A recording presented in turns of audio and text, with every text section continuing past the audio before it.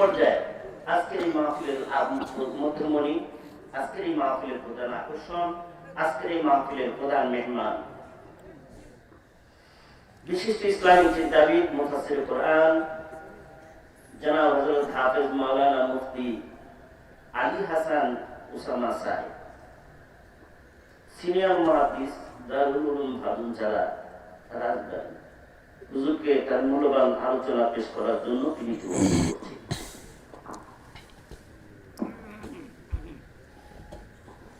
আসসালামু আলাইকুম ওয়া রাহমাতুল্লাহি ওয়া বারাকাতুহু। আলহামদুলিল্লাহি ওয়াহদাহু ওয়া কাফা ওয়া সালামুন আলা ইবাদিহিল্লাযীনা ইসতাফা। أما بعد فأعوذ بالله من الشيطان الرجيم. بسم الله الرحمن الرحيم. وقال الذين كفروا ربنا أرنا الذين أضلانا من الجن والإنس نجعلهما تحت أقدامنا ليكونا من الأسفلين. إن الذين قالوا ربنا الله ثم استقاموا تتنزل عليهم الملائكة ألا تخافوا ولا تحزنوا وأبشروا بالجنة التي كنتم توعدون. نحن أولياؤكم في الحياة الدنيا وفي الآخرة ولكم فيها ما تشتهي أنفسكم ولكم فيها ما تدعون نزلا من غفور رحيم. آمنت بالله صدق الله العلي العظيم وصدق رسوله النبي الكريم ونحن على ذلك لمن الشاهدين والشاكرين والحمد لله رب العالمين.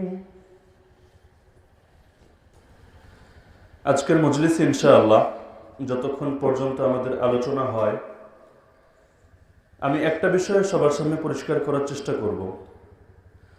আমরা সবাই যদি আমাদেরকে জিজ্ঞেস করা হয় যে আমাদের পরিচয় কি, আমরা কি বলবো? সবাই বলি, যদি জিজ্ঞেস করা হয় যে আমাদের পরিচয় কি, আমরা উত্তর কি দেব? মুসলমান। আমাদের সবচেয়ে বড় পরিচয় হলো আমরা মুসলমান। মুসলমান তাকেই বলা হয় যে ইসলাম ধর্মের অনুসারী, যে ইসলামকে মান্য করে। যে ইসলামকে মান্য করে তাকেই মুসলমান বলা যাবে। যে ব্যক্তি ইসলামকে মান্য করে না, সে যদি নিজেকে মুসলমান হিসেবে পরিচয় দেয়, তবুও তাকে মুসলমান বলার কোনো সুযোগ নেই। তাহলে আমাদের সবার মূলে ফিরে যাওয়া দরকার, আমাদের অস্তিত্বের শিকড়ের দিকে একবার তাকানো দরকার। আমরা সবাই বলছি যে আমরা মুসলমান, আমরা সবাই পরিচয় দিচ্ছি যে আমরা আমাদের জীবনে ইসলামকে অনুসরণ করে চলি, কিন্তু বাস্তবে কি আমরা সবাই ইসলামকে চিনি? কারণ আমি যদি কোনো জিনিস চিনি, সেটা পালন করা আমার পক্ষে সম্ভব। যদি আমি কোনো জিনিসকে না চিনি, তাহলে সেটা পালন করা সম্ভব না। আমার বাবা জন্মের পর থেকে উদাহরণস্বরূপ বিদেশ থাকেন। আমার বয়স যখন 20 বছর, তখন তিনি দেশে ব্যাক করলেন। মাঝে অনলাইনও তার সঙ্গে কোনো যোগাযোগ নেই, আমি তার কোনো ছবিও দেখি না। এখন হঠাৎ করে যদি তিনি আমার সামনে আসেন, আমি কি চিনব তিনি আমার বাবা? কিন্তু জন্মসূত্রে এবং আমার আইডি কার্ড হোক, অন্যান্য জায়গায়, সব জায়গায় তার পরিচয় দেওয়া যে তিনি আমার ফাদার, আমার বাবা। তো এটা সবাই স্বীকার করবে আমার বাবা, এই ব্যাপারে কোনো সন্দেহ নেই, কোনো সংশয় নেই, কিন্তু আমি তাকে চিনছি না। আমাদের বাংলাদেশের গ্রামে গঞ্জের অনেক মানুষ বাস করে, তাদেরকে গিয়ে যদি বলা হয় যে রাষ্ট্রীয় হিসাব অনুযায়ী প্রতিটা মানুষের মাথাপিছু ঋণ হলো এত টাকা, তোমারও কিন্তু মাথাপিছু ঋণ এত টাকা রয়েছে, সেই ব্যক্তি বলবে, কোত্থেকে? আমি তো 1 টাকাও সরকারের কাছ থেকে কোনোদিন নেইনি, আমার মাথা পিছু আর মাথার সামনে আবার ঋণ থাকবে কেন? আমি তো নিজের যা কামাই করি তাই আমি খাই, এসব ঋণ টিন আমি মানি না। এই কথাই বলবে কিনা? তো আপত্তি কেন করছে? কারণ মাথা পিছু ঋণ বিষয়টা যে কি সেটার বাস্তবতা সে অনুধাবন করতে পারেনি। তো আমাদেরকে যদি জিজ্ঞেস করা হয় ইসলাম কি, আমি হয়তো বলবো ইসলাম মানে নামাজ, ইসলাম মানে রোজা, ইসলাম মানে হজ, ইসলাম মানে যাকাত, ইসলাম মানে লা ইলাহা ইল্লাল্লাহ মুহাম্মাদুর রাসূলুল্লাহ। কিন্তু আমি নিজেকে যদি নিজের বিবেককে জিজ্ঞেস করি, আমার বিবেক উত্তর দেবে এগুলো হলো ইসলামের এক একটা অংশ, এক একটা শাখা, এগুলো তো ইসলামের পরিচয় হতে পারে না। আমাকে যদি জিজ্ঞেস করা হয় আমি কে, আমি যদি বলি আমি হলাম একটা হাত, আমি হলাম একটা চোখ, আমি হলাম একটা চুল, এগুলো আমার এক একটা অংশ, এক একটা অঙ্গ, কিন্তু এটা পূর্ণাঙ্গ আমি না। নামাজ এটা অবশ্যই ইসলামের অন্তর্ভুক্ত, রোজা অবশ্যই ইসলামের অন্তর্ভুক্ত, হজ যাকাত কালেমা অবশ্যই ইসলামের অন্তর্ভুক্ত, কিন্তু ইসলামের পরিচয় তো এটা নয়। তাহলে ইসলাম কি জিনিস? আজকাল আমাদের সমাজের অধিকাংশ মানুষ তারা আবেগের মধ্যে ভেসে বেড়াতে পছন্দ করে। রাসূলুল্লাহ সাল্লাল্লাহু আলাইহি ওয়াসাল্লামের দাওয়াত আবেগ কেন্দ্রিক ছিল না, বিবেক কেন্দ্রিক ছিল। কোরআনের মধ্যে জায়গায় জায়গায় আল্লাহ তাআলা বিভিন্ন বিধান বলার পরে তিনি মানুষদেরকে সম্বোধন করে বলছেন, আফালা তাকিলুন, হে আমার বান্দারা, তোমরা কি তোমাদের আকল খাটাবে না? আফালা তাযাক্কারুন, তোমরা কি তোমাদের বিবেক দিয়ে উপদেশ গ্রহণ করবে না? ওয়ালাকাদ ইয়াসসারনাল কুরআনা লিযিকরি ফাহাল মিন মুদ্দাকির, অবশ্যই আমি কোরআনকে উপদেশ গ্রহণের জন্য সহজ করে দিয়েছি, সুতরাং আছো কোন উপদেশ গ্রহণকারী? তো জায়গায় জায়গায় আল্লাহ তাআলা আমাদের বিবেককে, আমাদের দৃষ্টিকে আকর্ষণ করছেন যে আমি তোমাদেরকে যে একটা ইসলাম দিলাম, সেই ইসলামকে তোমরা তোমাদের বিবেক দ্বারা বোঝার চেষ্টা করো, এরপর অন্তরের মধ্যে ধারণ করো, তখন তোমার অন্তরের দাবিতেই, তোমার বিবেকের দাবিতেই তোমার অঙ্গ প্রত্যঙ্গের মধ্যে ইসলাম বাস্তবায়িত হবে। আর যদি এমন হতো যে রাসূলুল্লাহ সাল্লাল্লাহু আলাইহি ওয়াসাল্লাম একদিন খুব আবেগের কথা বললেন, মানুষের আবেগ উস্কে দিলেন, মানুষও আবেগের মধ্যে আবেগের ভেলায় বাঁচতে থাকলো, আবেগে গদগদ হয়ে তারা কালেমা পড়ে নিল, কিন্তু এই কালেমার হাকিকত, এই কালেমার সার কথা তাদের অন্তরের মধ্যে তারা অনুধাবন করেনি, তাহলে এই ব্যক্তিকে যতক্ষণ পর্যন্ত তার আবেগ জারি থাকবে ততক্ষণ পর্যন্ত সে নিজেকে ইসলামের একজন অনুসারী হিসেবে পরিচয় দেবে। কিন্তু যেখানে আবেগের প্রয়োজন না, যেখানে বিবেকের প্রয়োজন, সেই বদরের ময়দানে, উহুদের ময়দানে, খন্দকের ময়দানে আবেগ দিয়ে কি হবে? যেই ব্যক্তির বিবেকের মধ্যে সে তার ইসলামকে ধারণ করতে পারেনি, সে কোনোদিন সেই তায়েফের ময়দানে মার খাওয়ার সময়ও রাসূলের সঙ্গী হবে না, বদরের ময়দানে রাসূলের সঙ্গ ছেড়ে দেবে, উহুদ আর খন্দকের ময়দানে রাসূলের পাশে তাকে খুঁজে পাওয়া যাবে না। আজকাল গ্রামের মানুষ, শহরের মানুষ, শিক্ষিত মানুষ, অশিক্ষিত মানুষ, সবাই কেমন যেন আবেগ কেন্দ্রিক ইসলাম পালন করতে চায়। যদি কোথাও আলোচনা শোনানোর ইন্তজাম করা হয় যে দিনই কিছু কথা মানুষ যেন শুনতে পারে, সেজন্য কর্তৃপক্ষ একটা ব্যবস্থা করলো, তাও মানুষের সেখানে আশা থাকে যেখানে বক্তা যারা আসবেন এমন কিছু কথা বলবে, আমাদের চোখ থেকে পানি ঝরতে থাকবে, আমাদের অন্তরগুলো বেদনাক্রান্ত হয়ে যাবে, কিছুক্ষণ কাঁদবো, এখান থেকে অশ্রু ঝরাবো, আল্লাহর কাছে ক্ষমা প্রার্থনা করব, এরপর ঘরে ফিরবো। কিন্তু আবেগ তো সাময়িক হয়ে থাকে, কোনো আবেগে স্থায়ী হয় না, আবেগ সাময়িক। তো যখন এই আবেগের ফুলঝুরি কেটে যাবে, তখন আমার এই মাহফিলের আগের অবস্থা এবং পরের অবস্থার মধ্যে কোনো পরিবর্তন খুঁজে পাওয়া যাবে না। আজকে আমার বয়স হয়তো 60+, কারো বয়স 70+, কেউ হয়তো 100-র কাছাকাছি পৌঁছে গিয়েছে। এই মানুষগুলোকে যখন কবরে রাখা হবে, কবরে যে 3 প্রশ্ন করা হবে, সেই 3 প্রশ্নের মধ্যে কিন্তু এই প্রশ্ন নেই যে তুমি কয় রাকাত নামাজ পড়েছো, কয় মাস রোজা রেখেছো, তুমি আদৌ হজ করেছো কিনা, তুমি প্রতি বছর যাকাত দিয়েছো কিনা। কবরে কিন্তু এই প্রশ্নগুলো করা হবে না। আমরা সবাই জানি কবরে প্রশ্ন করা হবে কয়টা? কবরে প্রশ্ন করা হবে কয়টা? 3টা। প্রথম প্রশ্ন, মান রব্বুকা, তোমার প্রতিপালক কে? তুমি কি আসলেই তোমার প্রতিপালককে চিনেছো, নাকি তোমার কাছে তোমার প্রতিপালক ছিল একটা কল্পিত সত্তা, তুমি তার ব্যাপারে কিছু কল্পনা করে রেখেছিলে, তুমি তোমার কল্পিত সত্তাকেই আসল প্রতিপালক ভেবেছিলে, কিন্তু যেই প্রতিপালক তোমাকে সৃষ্টি করেছেন তার স্বরূপ, তার হাকিকত তোমার অন্তরের মধ্যেও তুমি ধারণ করতে পারোনি, তোমার বিবেক দিয়েও তুমি তাকে চিনতে পারোনি। দ্বিতীয় প্রশ্ন করা হবে, আমা দীনুক, তোমার ধর্ম কি, তোমার জীবন ব্যবস্থা কি, তোমার মতবাদ মতদর্শ কি? তাহলে আমি তো সেখানে তো এই কথা বলে পার পাওয়া যাবে না যে ইসলাম মানে আল্লাহ, আমি তো বুঝেছিলাম ইসলাম মানে নামাজ, ইসলাম মানে রোজা, ইসলাম মানে কালেমা, ইসলাম মানে ওয়াজ মাহফিল, ইসলাম মানে দাওয়াত তাবলীগ, ইসলাম মানে জিকির, ইসলাম মানে খানকা, এরকম এক একটা আংশিক জবাব দিলে উত্তর হবে ওমান হাযার রাজুল আল্লাযী বুইসা ফীকুম। এরপর রাসূলকে দেখিয়ে জিজ্ঞেস করা হবে, এই যে মানুষটা যাকে তোমাদের মধ্যেই প্রেরণ করা হয়েছিল, সেই মানুষটা কে? আমি বলবো, হে আল্লাহ, দুনিয়ার মধ্যে কত বড় বড় কবি সাহিত্যিকের জীবনী পড়েছি, কত উপন্যাস গ্রন্থ পড়েছি, ইতিহাসের সবক আমার খুব ভালো করে মুখস্থ আছে, কিন্তু এই মানুষটাকে আপনি পাঠিয়েছেন, তার কথা বিভিন্ন আজ মাহফিলে শুনেছি, তিনি রহমাতুল্লিল আলামিন ছিলেন, ভালো মানুষ ছিলেন, দয়ার সাগর ছিলেন, নবিয়ুর রাহমা ছিলেন, নবিয়ুল মালহামা ছিলেন, নবিয়ুস সাইফ ছিলেন, এতটুকুই আমার জানাশোনা সীমাবদ্ধ। কিন্তু বাস্তবে তিনি কে, দুনিয়াতে কতকাল থেকেছেন, কি কি করেছে, মক্কার মধ্যে কোন অলিতে গলিতে কোন দাওয়াত নিয়ে তিনি ফিরেছেন, তিনি দুনিয়ার মধ্যে কোন জীবন ব্যবস্থা নিয়ে আবির্ভূত হয়েছেন, মানুষের কাছে কোন মেসেজ পৌঁছানোর তিনি চেষ্টা করেছেন, এগুলো তো কোনোদিন আমি বই খুলে দেখারও কোনো প্রয়োজনীয়তা অনুভব করিনি।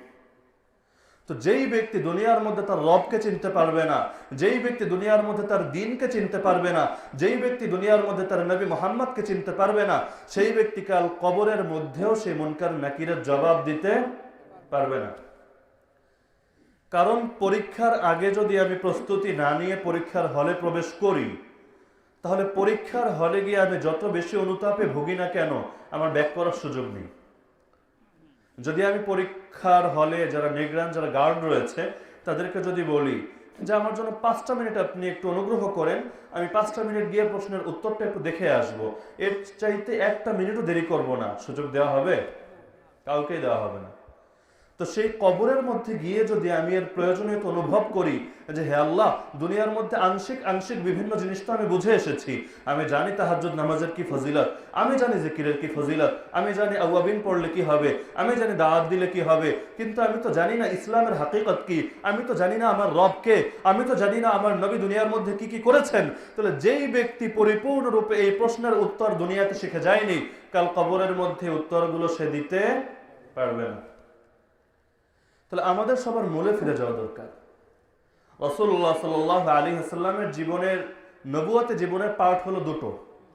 একটা পার্ট তিনি অতিবাহিত করেছেন মক্কায়, আর একটা পার্ট অতিবাহিত করেছেন মদিনায়। মক্কার পার্ট ছিল লম্বা 13 বছর ব্যাপী, মদিনার পার্ট ছিল তার তুলনায় সংক্ষিপ্ত 10 বছর ব্যাপী। আমরা যে ইসলাম বলতে যেগুলোকে বুঝি, ইসলাম মানে নামাজ, রোজা, হজ, যাকাত, এই কাজগুলো তো অধিকাংশই মদিনার জীবনে ফরজ করা হয়েছে। হজ ফরজ করা হয়েছে নবম হিজরিতে, যাকাত সেটাও ফরজ করা হয়েছে মদিনায়, রমজানের রোজা সেটাও মদিনায়, আর নামাজ 5 ওয়াক্ত নামাজ সেটা ফরজ করা হয়েছে মেরাজের রাত্রিতে, আর বিশুদ্ধ মত অনুযায়ী তা হিজরতের সামান্য পূর্বে মেরাজ সংঘটিত হয়েছে। তো তার পূর্বে রাসূলুল্লাহ সাল্লাল্লাহু আলাইহি ওয়াসাল্লাম মক্কার এই 12-13 বছর কি করলেন? অথচ সে সময় বিভিন্ন সাহাবী এই দুনিয়া ত্যাগ করেছেন, মৃত্যুবরণ করেছেন, কেউ এমনি এমনি মৃত্যুবরণ করেছেন, আর কাউকে শহীদ করে দেওয়া হয়েছে। সেই মানুষগুলো যখন দুনিয়া থেকে যাচ্ছেন, তারা কিন্তু হজ করেননি, ইসলামের ফরজ হজ করেননি, হজ তো ফরজই হয়নি, ইসলামের ফরজ যাকাত দেননি, ফরজ 5 ওয়াক্ত নামাজ পড়েননি, রমজানের ফরজ রোজা রাখেননি, এগুলো তখনো ফরজও হয়নি। তাহলে সেই মানুষগুলো যে কবরে গেল, তাহলে কি তারা সবাই জাহান্নামী হবে? নাউযুবিল্লাহ মিন যালিক।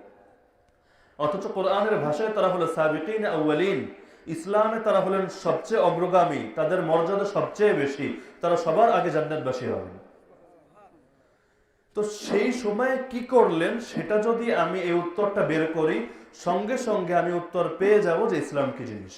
রাসূল এই দীর্ঘ সময় ব্যাপী তাদেরকে ইসলাম চিনিয়েছেন, কারণ ইসলাম আসার পূর্বে তারা সবাই জাহেলিয়াতের মধ্যে ছিল। ইসলাম আসার আগের সময়টাকে বলা হয় জাহেলি যুগ, সেই সময়ের অবস্থাটাকে বলা হয় জাহেলিয়াত। তারা জাহেলিয়াতের মধ্যে ছিল।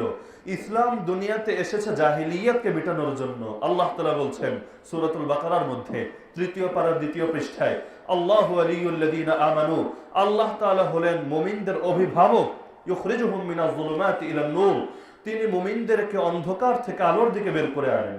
ইসলাম দুনিয়াতে এসেছে মানুষকে জাহেলিয়াতের অন্ধকার থেকে বের করে ইসলামের আলোর দিকে নিয়ে আসার জন্য। রাসূল এই দীর্ঘ সময় ব্যাপী সাহাবীদের জং ধরা অন্তরের জংকে পরিশুদ্ধ করেছেন। তিনি মানুষের সামনে জাহেলিয়াত এবং ইসলামের পার্থক্য রেখা তুলে ধরেছেন। তিনি তার সারাটা জীবন চেষ্টা, পরিশ্রম এবং সাধনা ব্যয় করে মানুষদেরকে জাহেলিয়াতের অন্ধকার থেকে তুলে এনে ইসলামের আলোকময় রাজপথে উঠিয়ে নিয়ে এসেছেন। সেজন্য ইসলাম চেনা দরকার আছে কিনা? ইসলাম চিনতে পারবো আবেগ দিয়ে নাকি বিবেক দিয়ে? বিবেক দিয়ে চিনতে হবে।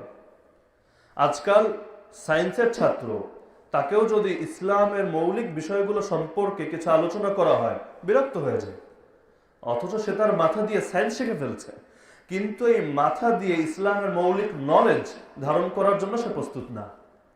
কারণ ধর্ম মানি হয়ে গেছে আবেগ কেন্দ্রিক।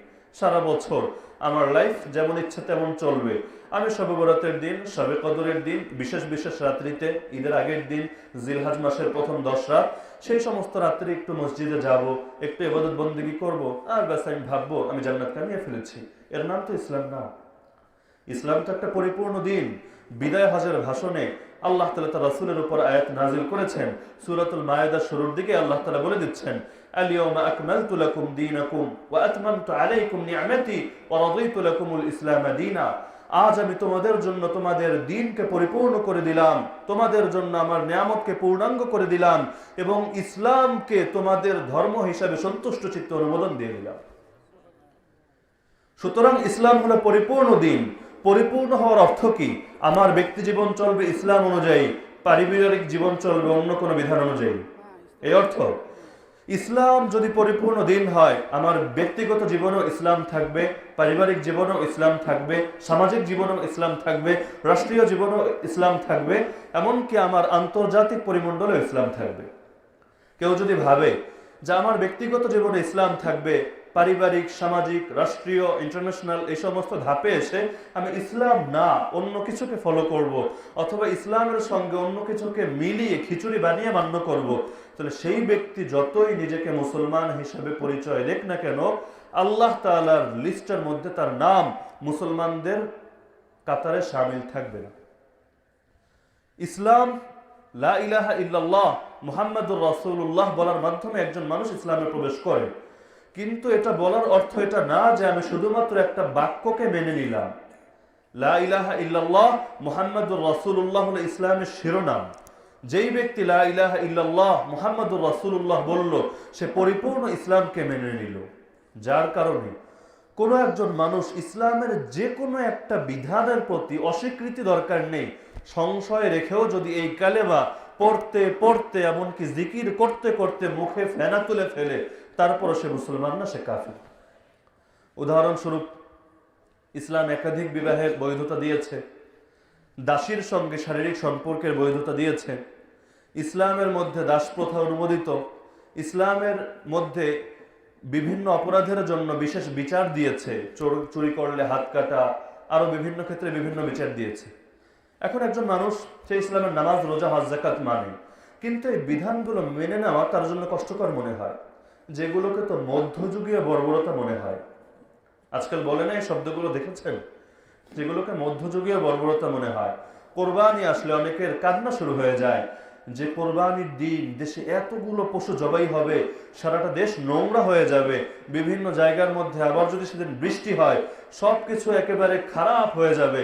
তো এই পরিবেশ নষ্ট হওয়ার পেছনে এই কোরবানির বড় একটা অবদান রয়েছে। এই মন্তব্য অথবা এই দৃষ্টিভঙ্গি যদি কেউ লালন করে, এর পাশাপাশি সে কালেমা পড়তে পড়তে মুখে ফেনা তুলে ফেলে, তারপরে সে মুসলমান হবে নাকি কাফের? এজন্য ইসলাম চেনা প্রয়োজন আছে কি না? ইসলাম চিনব কি দিয়ে? আবেগ দিয়ে নাকি বিবেক দিয়ে? বিবেক দিয়ে। আমি যদি আপনাদেরকে জিজ্ঞেস করি ইসলাম শব্দের অর্থ কি? ইসলাম শব্দের অর্থ শান্তি না, সালাম শব্দের অর্থ শান্তি। ইসলাম শব্দের অর্থ হল আত্মসমর্পণ করা, নিজেকে সঁপে দেওয়া।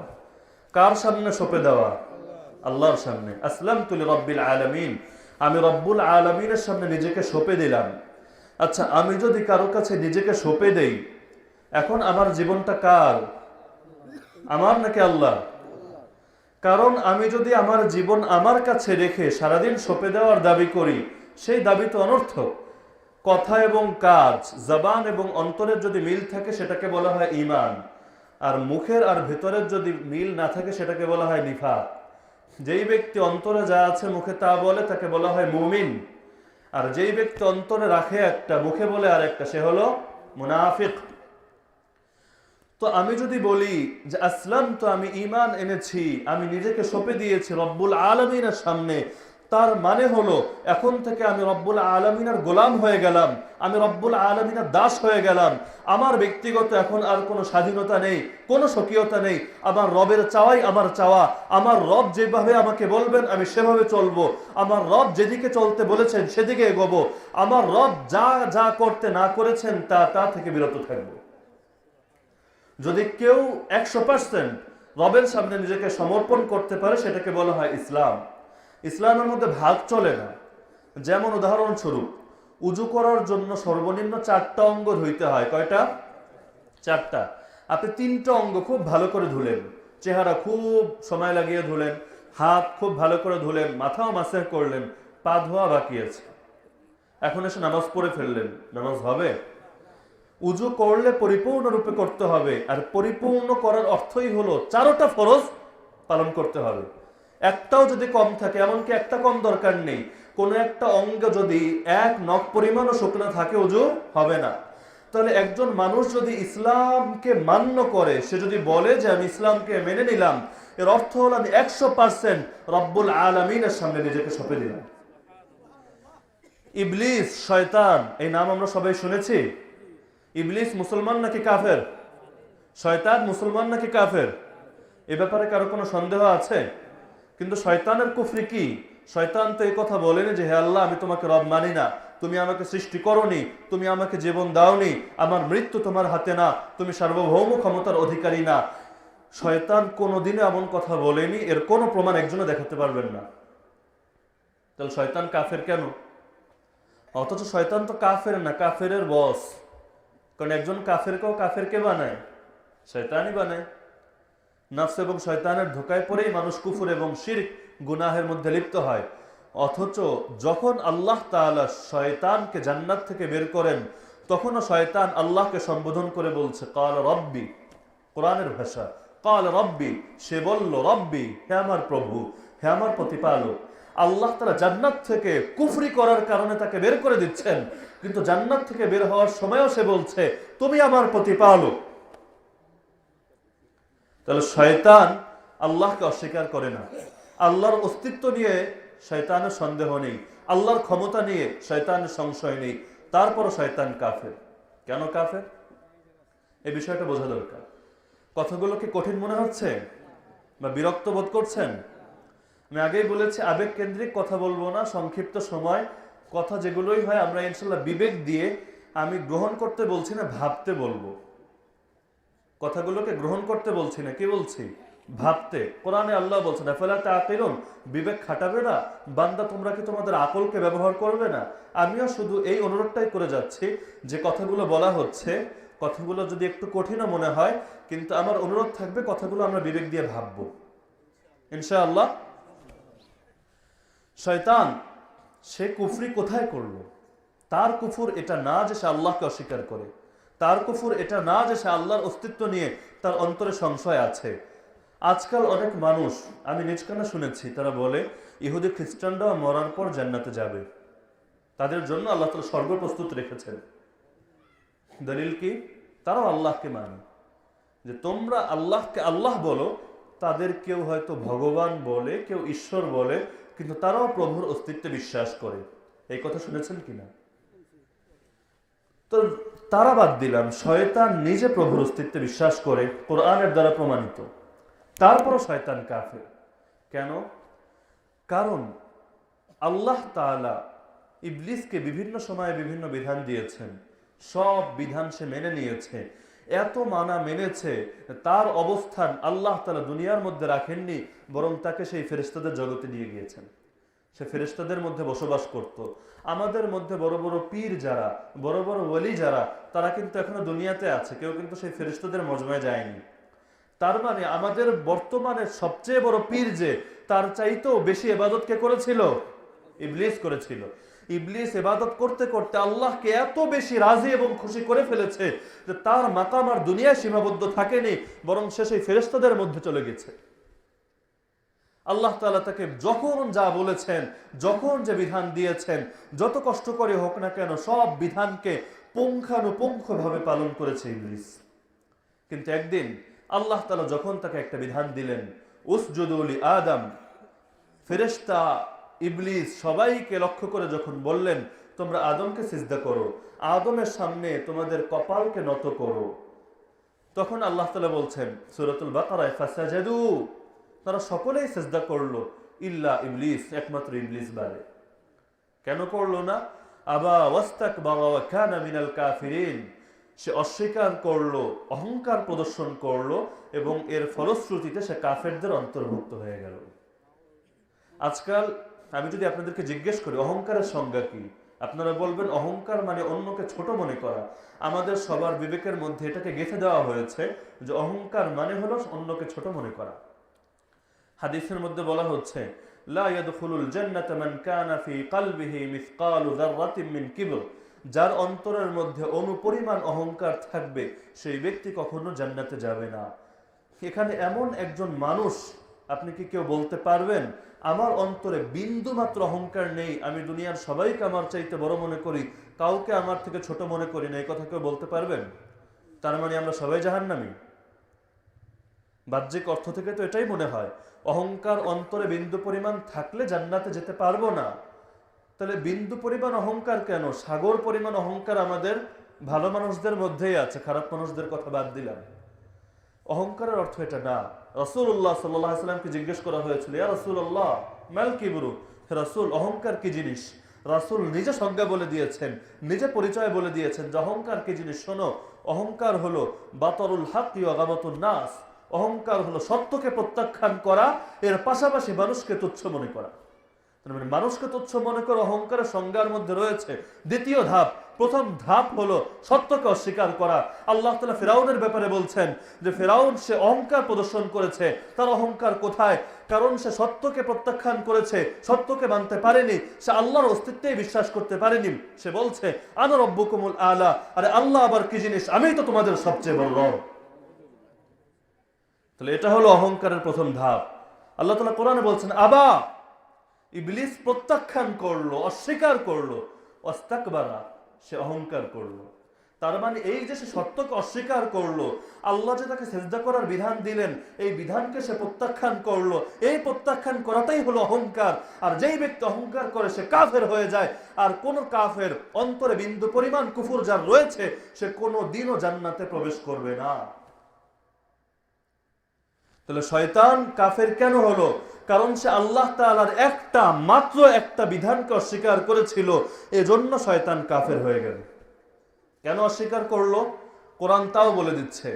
আল্লাহ তাআলা যখন ইবলিসকে বললেন সিজদা করো, সে বলল, যুক্তি ছুড়ে দিল, রবের বিধানের সামনে লজিক ছুড়ে দিল, খালাকতানি মিন নার ওয়া খালাকতাহু মিন তিন, হে আল্লাহ আপনি আমাকে বানিয়েছেন আগুন থেকে, আদমকে বানিয়েছেন মাটি থেকে।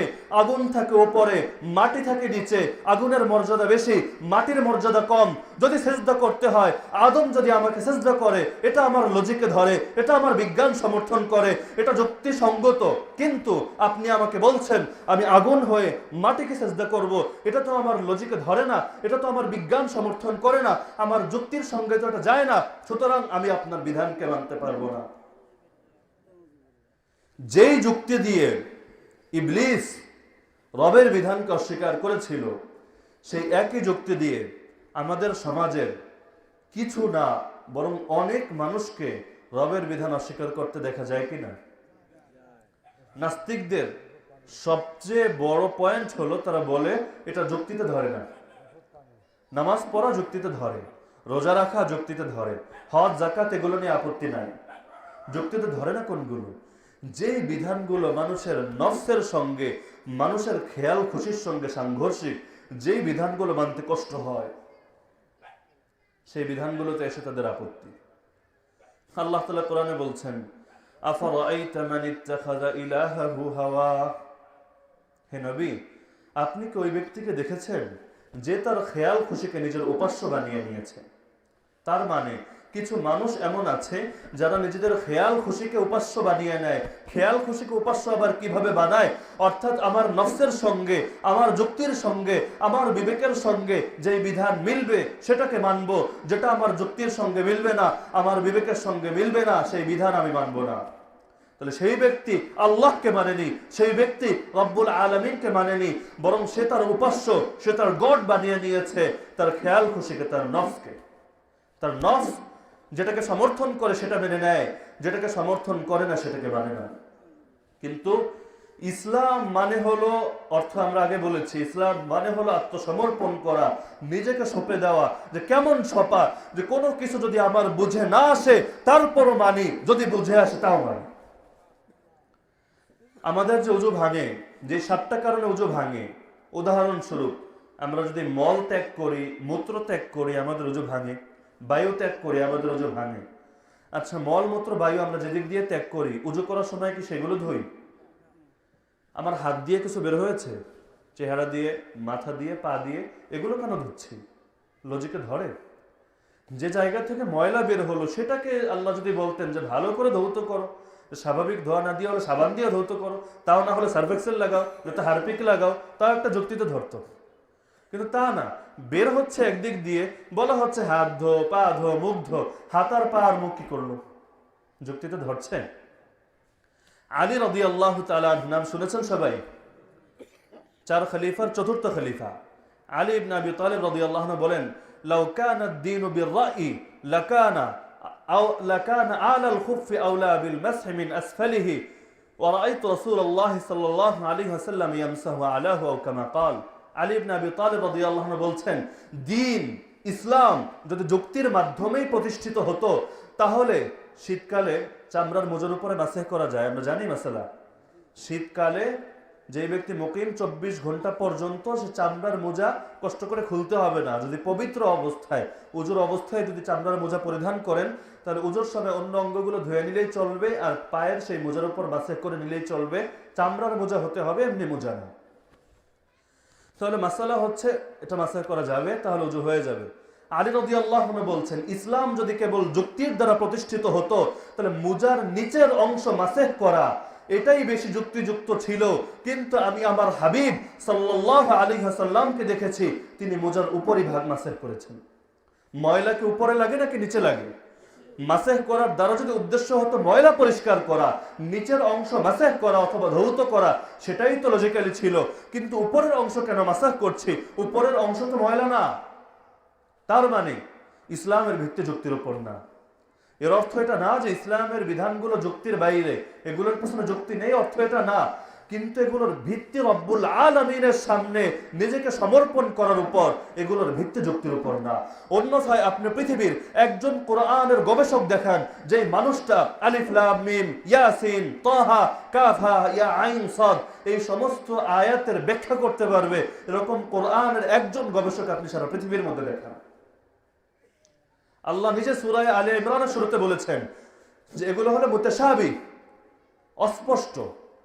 فأما الذين في قلوبهم زيغ فيتبعون ما تشابه منه ابتغاء الفتنة وابتغاء تأويله। আল্লাহ তাআলা বলেন, কোরআনের মধ্যে যে বিধানগুলো, যে বিষয়গুলো কোরআনের মধ্যে অস্পষ্ট, যারা এগুলোর পেছনে পড়ে তাদের অন্তরে বক্রতা রয়েছে, তারা ফিতনা সৃষ্টি করতে চায়, তারা এগুলোর ব্যাখ্যা খুঁজে খুঁজে বের করতে চায়।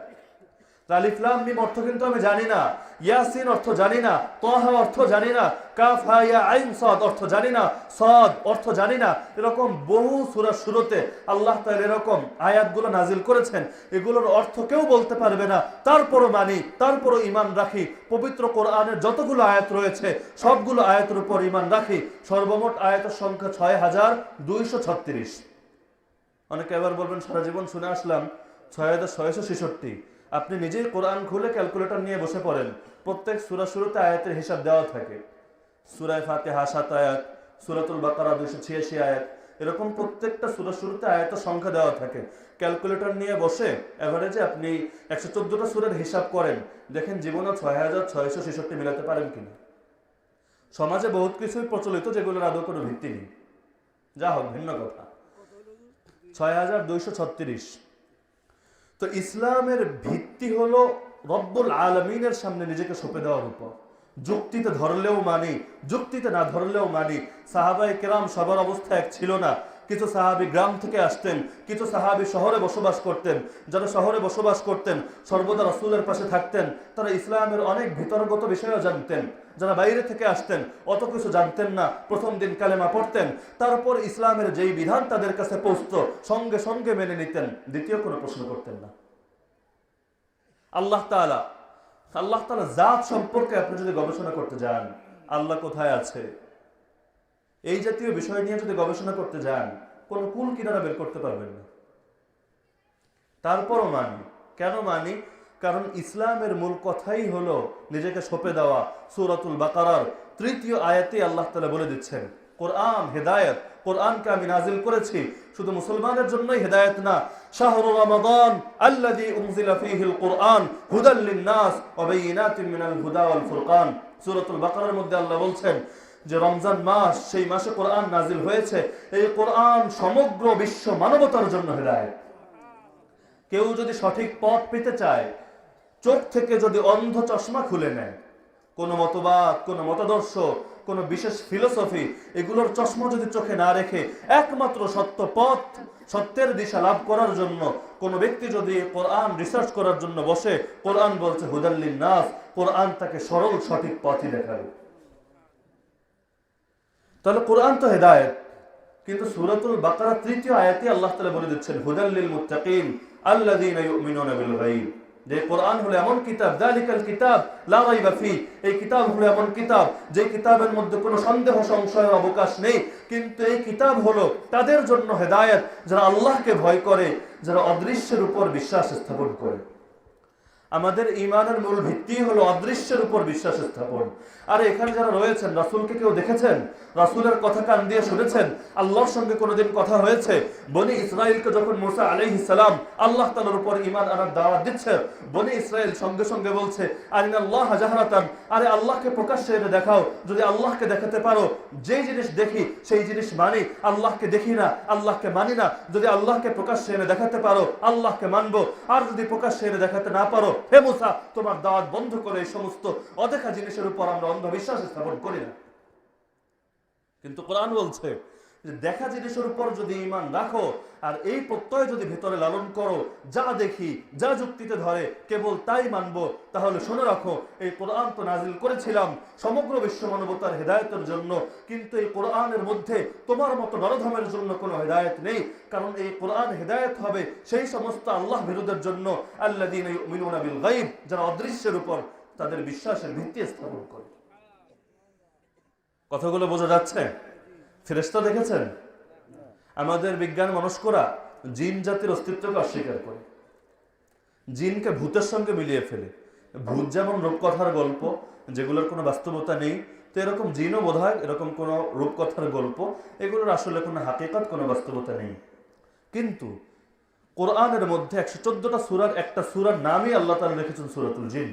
29 পারার মাঝামাঝিতে সূরাটা অবস্থিত, সূরার নামই হলো সূরাতুল জিন।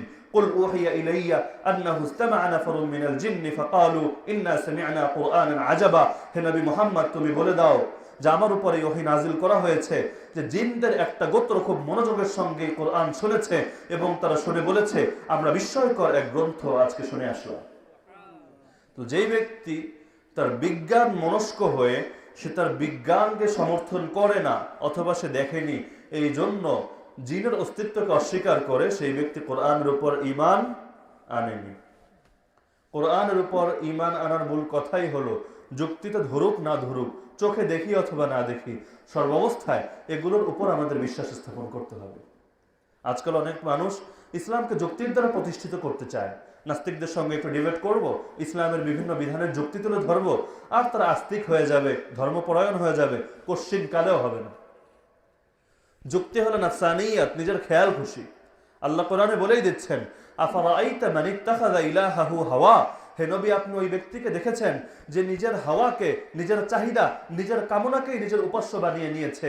অন্তরের চাহিদা যেটা হয়, অন্তর যেটাকে সমর্থন করে, তার বিবেক যেটাকে সাপোর্ট দেয়, তার যুক্তিতে যেটা ধরে সে সেটাই মান্য করে, অন্যথায় সেটাকে মান্য করে না। তো এই ব্যক্তি তো রব্বুল আলামিনকে ইলাহ বানায়নি, সে তো লা ইলাহা ইল্লাল্লাহ বলেনি, সেজন্য বলছে লা ইলাহা ইল্লাল আকল। একমাত্র যুক্তি, একমাত্র বিবেক হলো ইলাহ। তো এজন্য ইসলামের মূল কথা কি? নিজেকে সঁপে দিতে হবে কার সামনে? যুক্তির সামনে, বিজ্ঞানের সামনে। কার সামনে? আল্লাহর সামনে। এই কোরআন যদি বিজ্ঞানের সঙ্গে সামঞ্জস্যপূর্ণ হয় তাও মানি, আর যদি কোনো বিজ্ঞানী ও থিওরি প্রকাশ করে যে বিজ্ঞানের সঙ্গে মিল পাওয়া যাচ্ছে না, তাও মানি। আপনি বলবেন বিজ্ঞানের সঙ্গে কোরআন মিলবে না কেন? কারণ প্রকৃত বিজ্ঞান যোগে যোগে তার থিওরি চেঞ্জ করছে। 200 বছর আগের অনেক থিওরি এখন এসে সেটাকে মান্য করা হয় না, বিভিন্ন সময়ে তারা তাদের মত পেশ করছে। বাস্তব বিজ্ঞান যেটা, সেটার সঙ্গে কোরআন কোনোদিনও সাংঘর্ষিক হবে না। কিন্তু বাস্তব বিজ্ঞান কোনটা সেটা আপনি কিভাবে নিশ্চিত হবেন? কোরআনে আল্লাহ তাআলা একটা বিধান দিয়েছেন, বিজ্ঞানের একটা থিওরির সঙ্গে সাংঘর্ষিক হয়েছে। 18 শতাব্দীর সময় দেখা যাচ্ছে সেই বিজ্ঞানের সঙ্গে কোরআনকে মিল পাওয়া যায় না। তারা বলে, এই দেখেছো মুসলমানরা অন্ধবিশ্বাস করে, অন্ধবিশ্বাসী, বিজ্ঞানের সঙ্গে মিলে না, তাও মানে। 2000-এর পরে এসে দেখা যাচ্ছে না, বিজ্ঞান তারা যে থিওরি দিয়েছিল সেটা আসলে ভুল, কোরআনে যেটা রয়েছে সেটার সঙ্গেই বিজ্ঞানের মিল পাওয়া যাচ্ছে। কারণ জ্ঞান বিজ্ঞানের উৎস কে? আরে জ্ঞান বিজ্ঞানের উৎস কে? নাকি কোনো মানুষ আল্লাহ থেকে জ্ঞানী হতে পারে? কোরআন বলছে ফাওকা কুল্লি যি ইলমিন আলিম, প্রত্যেক জ্ঞানের উপর একজন জ্ঞানী রয়েছেন, আর তিনি কে? আল্লাহ। আরে তুমি কত বড় বিজ্ঞানী আর জ্ঞানী, তোমার জ্ঞানের চাইতে তোমার জ্ঞান, যার জ্ঞানের সামনে সমুদ্রের এক ফোঁটা পরিমাণও না, তিনি কে? আল্লাহ। আল্লাহ বলছেন ওমাই ইউতাল হিকমা, যাকে প্রজ্ঞা দান করা হয়, ফাকাদ উতিয়া খায়রান কাসীরা, তাকে তো অনেক কল্যাণ দান করা হলো। ওমা উতিতুম মিনাল ইলমি ইল্লা কালিলা, আল্লাহ বলছেন তোমাদেরকে খুব কম সায়েন্সে দান করা হয়েছে, খুব কম জ্ঞান তোমাদেরকে দেওয়া হয়েছে। আরে কতটুকু বের করবে এখান থেকে? তোমার চোখের দূরত্ব আর কতটুকু দূরে তুমি দেখো। আর এই চোখ দিয়ে তুমি তোমার চোখকেই দেখতে পারো না। আমার চোখ দিয়ে আমি আপনাদের চোখগুলো দেখছি, আমার চোখ দিয়ে আমি নিজের চোখকে দেখতে পাচ্ছি? হ্যাঁ, পারবো কখন? যদি আয়না সামনে রাখি, আমার চোখের সামনে অন্য কোনো কিছুর প্রতিফল পড়ে, তখন হয়তো দেখতে পারবো। কিন্তু সরাসরি আমি আমার নিজের চোখকে দেখতে পারবো? যেই চোখ এতটা অসম্পূর্ণ যে যেই চোখ দ্বারা নিজের চোখকেই দেখা যায় না, সেই চোখ দ্বারা কোনোদিন আল্লাহকে দেখা সম্ভব? তো ইসলামের মূল কথা আমাদের সবার বোঝা এসেছে। আমি আগেই বলেছি, এই বিষয়গুলো আমি বলছি না যে সবাই চোখ বুঝে গ্রহণ করে নেন, শুধু বিবেকের মধ্যে ধারণ করেন, কথাগুলো ভাববেন। দ্বিতীয় বিষয় হলো ইসলামের কালিমা কি? সবাই বলি না, নাকি সবাই জানি না? ইসলামের কালিমা কি? এই কালিমা একবার বলতে পারাও তো সৌভাগ্যের বিষয়, বিরক্ত হওয়ার তো আমি কোনো কারণ দেখি না। ইসলামের কালিমা কি? লা ইলাহা ইল্লাল্লাহ। লা ইলাহা ইল্লাল্লাহর মধ্যে কোন কথা বলা হচ্ছে? নামাজের নাকি রোজার? হজের নাকি যাকাতের? আল্লাহর কথা বলা হচ্ছে, আল্লাহ তাআলা তাওহীদের কথা বলা হচ্ছে। তো তাওহীদ জিনিসটা হচ্ছে না দরকার কিনা? তাওহীদের ধাপ দুটো। তাওহীদের ধাপ হলো দুটো, একটা হলো আল্লাহ তাআলার প্রভুত্ব, আর একটা হলো আল্লাহ তাআলার ইবাদত। আল্লাহ তাআলার প্রভুত্ব মানে কি?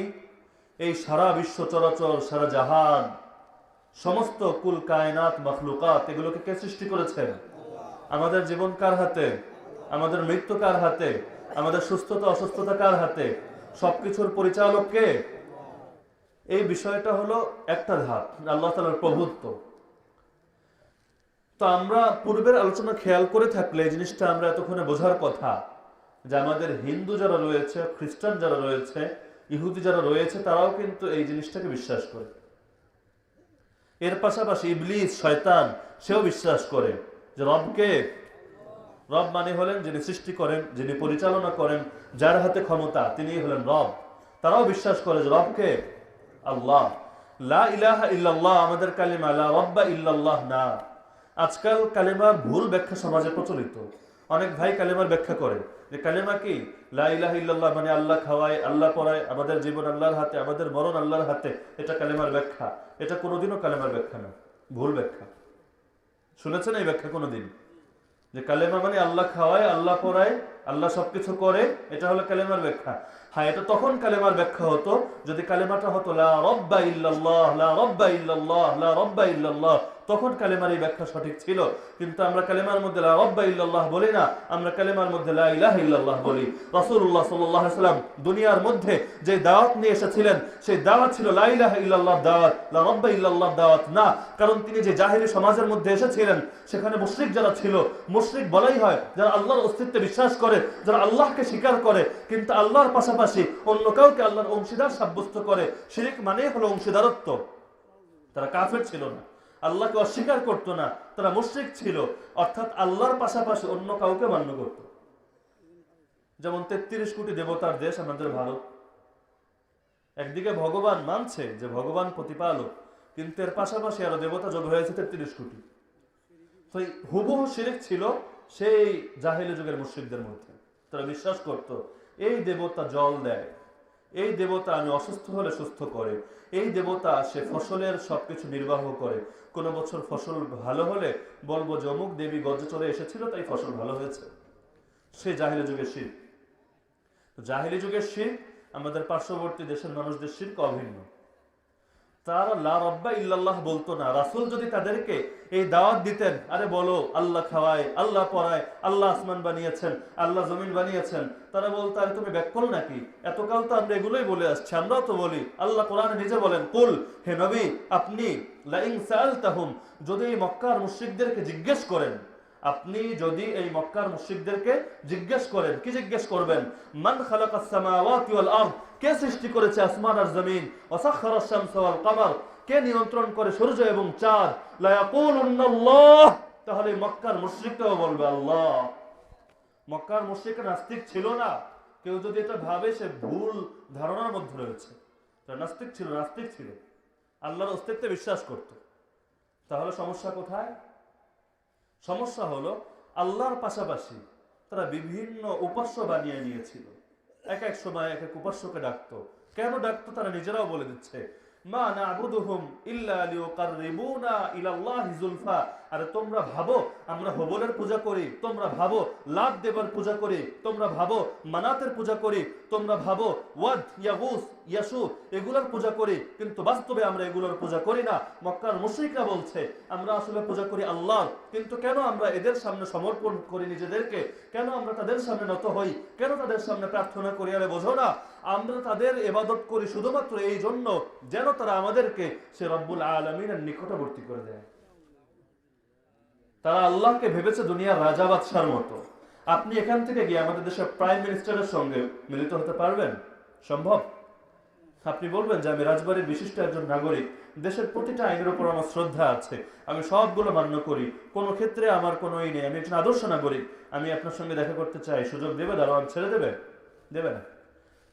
মাধ্যম ধরতে হবে, বিশেষ উপায়ে সেখানে পৌঁছতে হবে। তারা আল্লাহকে ভেবেছে বাংলাদেশের প্রাইম মিনিস্টার। আল্লাহর কাছে ডাইরেক্ট তো যাওয়া যাবে না, আল্লাহ তো বিশাল সত্তা, তার কাছে যেতে হলে মাধ্যম ধরতে হবে। আমাদের সমাজেরও অনেকের চেতনা আছে কি না? অনেকে নিজের জন্য নিজে দোয়া করতে পারে না। হুজুর আমার জন্য একটু দোয়া করবেন। যদি জিজ্ঞেস করি ভাই আপনার জন্য আপনি নিজে দোয়া করেছেন? না আসলে আমি তো গুনাহগার মানুষ, আমি তো করিনি, আপনি তো বিশ্বাস মানুষ, ভালো মানুষ, আপনি দোয়া করলে ডাইরেক্ট কবুল হয়ে যাবে। তো সে ভাবছে আরে আল্লাহ তো অনেক বিশাল মহান সত্তা, আমি তো সাধারণ একজন বান্দা, তো আমি বামন হয়ে চাঁদ ছোঁয়ার মতো অবস্থা, যে বামন হয়ে চাঁদ ছোঁবো কিভাবে, আমি আল্লাহর ধরা ছোঁয়া পাবো কোত্থেকে? তো এই জন্য বিশেষ মানুষদেরকে ধরতে হবে। আছে কিনা এই চেতনা? যারা বিভিন্ন আল্লাহকে বাদ দিয়ে অন্য কারো সামনে সেজদা করে, কেন করে? তাকে রব মানে এজন্য না। মুসলমানদের মধ্যে কাউকে যদি দেখেন আল্লাহকে বাদ দিয়ে অন্য কাউকে সেজদা দিচ্ছে, আপনি এমন একজনও দেখাতে পারবেন না যে সে আল্লাহকে রব মানে না, বরং এই ব্যক্তিকে রব মানে। বাস্তবে যদি এরকম হতো তাহলে সে মুসলমান থাকে কিভাবে? সে যে নিজেকে মুসলমান পরিচয় দিচ্ছে, এজন্যই দিচ্ছে সে রব মানে কাকে? আল্লাহকে। কিন্তু অন্য কাউকে সেজদা কেন দিচ্ছে? সেই মক্কার মুশরিকদের একই রিপ্লাই, যে আমরা তাদেরকে সেজদা দিচ্ছি কারণ তারা হলেন আল্লাহর বড় ওলি, তারা হলেন বড় ভালো মানুষ, যদি আমরা তাদের সামনে সেজদা করি তারা আমাদেরকে আল্লাহর সঙ্গে মিলিয়ে দেবে। মিল পাওয়া গেছে? রাসূল দুনিয়াতে এসেছেন এই সমস্ত শিরককে মেটানোর জন্য। কারো কষ্ট হচ্ছে? কেউ যদি আল্লাহ ছাড়া অন্য কারো কাছে কোনো কিছু প্রার্থনা করে, সন্তান হোক, সুস্থতা হোক, অন্য কোনো বিপদ আপদের মধ্যে আরোগ্য হোক, মুক্তি হোক, কেন প্রার্থনা করছে? সে ভাবছে যে এই ব্যক্তিরও বোধহয় কিছুটা ক্ষমতা আছে। যেমন প্রাইম মিনিস্টার বিভিন্ন মন্ত্রীকে বিভিন্ন দায়িত্বে ভাগ করে রাখে। আপনি স্বরাষ্ট্র বিভাগ দেখবেন, আপনি পররাষ্ট্রমন্ত্রী, আপনি এটা দেখবেন, আপনি সেটা দেখবেন, বিভিন্ন জনকে বিভিন্ন দায়িত্ব ভাগ করে দেয়। তো সেই মানুষগুলো হয়তো ভাবে যে সুপার পাওয়ার তো আল্লাহ, মূল পাওয়ার তো আল্লাহ তাআলার, কিন্তু আল্লাহ তাআলা বোধহয় সন্তান দেওয়ার ক্ষমতা অমুককে একটু দিয়ে রেখেছেন, অমুককে ওই ক্ষমতা দিয়ে রেখেছেন, অমুককে সেই ক্ষমতা দিয়ে রেখেছেন। এটার সঙ্গে সেই মুশরিকদের শিরকের কোনো পার্থক্য পাওয়া যায়? কারণ জাহেলি যুগের সেই মুশরিকরাও বিশ্বাস করত আসল ক্ষমতাধরকে, সৃষ্টিকর্তাকে, আল্লাহ। কিন্তু অন্য কারো কাছে কেন প্রার্থনা করছে? কখনো হবল, কখনো মানাত, কখনো উজ্জা, কখনো ইয়াগুস, এগুলো হলো তাদের বিভিন্ন দেবতার নাম। কেন তাদের কাছে ধারণা দিচ্ছে? এজন্যই দিচ্ছে, তারা ভাবছে যে আসল ক্ষমতা আল্লাহর কাছে, কিন্তু আল্লাহ তাআলা বিভিন্ন মন্ত্রী পরিষদের মধ্যে দায়িত্ব বোধহয় ভাগ করে রেখেছেন। এজন্য হবলের কাছ থেকে একটা চেয়ে নেই। যুদ্ধের মধ্যে তারা স্লোগান দিত, জয় হবল, জয় হবল। তো এই যে স্লোগানগুলো কেন দিত? কারণ তারা ভাবতো এখানে বোধহয় তার পাওয়ার আছে। আগে গ্রামগঞ্জে দেখতাম ছোটবেলায়, বড় গাছ যখন টানার সময় বলে, প্রথমে তো হেইয়ো হেইয়ো বলে, সঙ্গে বলে ইয়া আলী, ইয়া আলী। শুনেছেন না?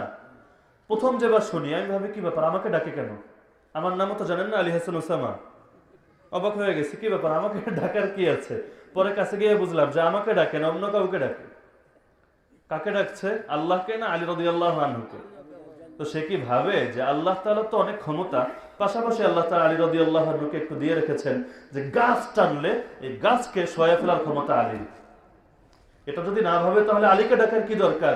আরে আলীকে যিনি বানালেন, আলীকে যিনি শক্তি দিলেন, তুমি তাকে ডাকো। ধরে নিলাম আলী অনেক শক্তিশালী, তার দেহের মধ্যে অনেক বল ছিল, যে সে যদি তোমাকে একটা ঘুষি মারতো তুমি আলু ভর্তা হয়ে যাবা। ভাবলাম ঠিক আছে, কত সত্য। কিন্তু যেই আল্লাহ এই আলীকে এই শক্তি দিলেন, সেই আল্লাহ তো আরো বেশি ক্ষমতার অধিকারী, আরো বেশি শক্তির অধিকারী। যদি চাইতেই হয় সে আল্লাহর কাছে চাও। আরে তুমি যার কাছে সুস্থতা চাও, যার কাছে অসুস্থতা চাও, তাহলে যেই ব্যক্তির কাছে চাচ্ছ সেই ব্যক্তির সুস্থতা যার হাতে ছিল, তুমি তার কাছে কেন চাও না? আল্লাহ তো বলেন বান্দাদেরকে বলে দিন তারা যেন আমার কাছে প্রার্থনা করে। উজিবু দাওয়াতাদ দাঈ ইযা দাআন। দোয়াকারী যখন আমার কাছে দোয়া করে আমি তার দোয়ায় সাড়া দেই। আমি কাউকে খালি হাতে ফিরাই না। যদি দুনিয়ার মধ্যে আমি কাউকে তার দোয়ার মাধ্যমে কাঙ্ক্ষিত জিনিস না দেই, তাহলে পরকালের জন্য তাকে সওয়াব দিব। দুনিয়ায় কেন দেন না? অনেক সময় না দেওয়ার পিছনে অনেক বড় রহস্য থাকে। আপনি ভাবছেন এটা ভালো, কিন্তু বাস্তবে যদি এটা কবুল হয় হয়তো আপনার বড় কোনো ক্ষতি হয়ে যাবে। এজন্য আল্লাহ দিচ্ছেন না। কারণ মায়ের আর কতটুকু দয়া, এই পৃথিবীর সমস্ত মাদেরকে যিনি সৃষ্টি করেছেন তার দয়া কতটুকু। আল্লাহ তাআলা রাসূল হাদিসে বলছেন ইন্না লিল্লাহি মিআত রাহমা। আল্লাহ তাআলার রহমত রয়েছে 100টা। 100টা মানে 100 পিস বোঝানোর জন্য না, বিষয়টা ক্লিয়ার করার জন্য। অনেকে এগুলো পিস পিস ভেবে বসে। আল্লাহর রহমত রয়েছে 100টা। ফামিনহা রাহমাতুন ইয়াতারাহামু বিহাল খালকু বাইনাহুম। এর মধ্যে মাত্র একটা রহমত আল্লাহ দুনিয়ায় পাঠিয়েছেন। এই রহমতের মাধ্যমে যত পশু পাখি হোক, মানুষ হোক আর যেই হোক, যত দয়া দেখো, যত দয়া। পৃথিবীর মধ্যে কোটি কোটি মা এসেছে এবং আসবে এবং এখন আছে। এই মারা যে সন্তানদের প্রতি দয়া, বাবাদের সন্তানদের প্রতি ভালোবাসা, এগুলো হলো সেই রহমানুর রাহিমের 100 দয়ার মাত্র একটা দয়া। বাকি 99টা দয়া নিজের কাছে তিনি রেখে দিয়েছেন, যেগুলো কিয়ামতের দিন তিনি জাহির করে গুনাহগার বান্দাদেরকে ক্ষমা করবেন।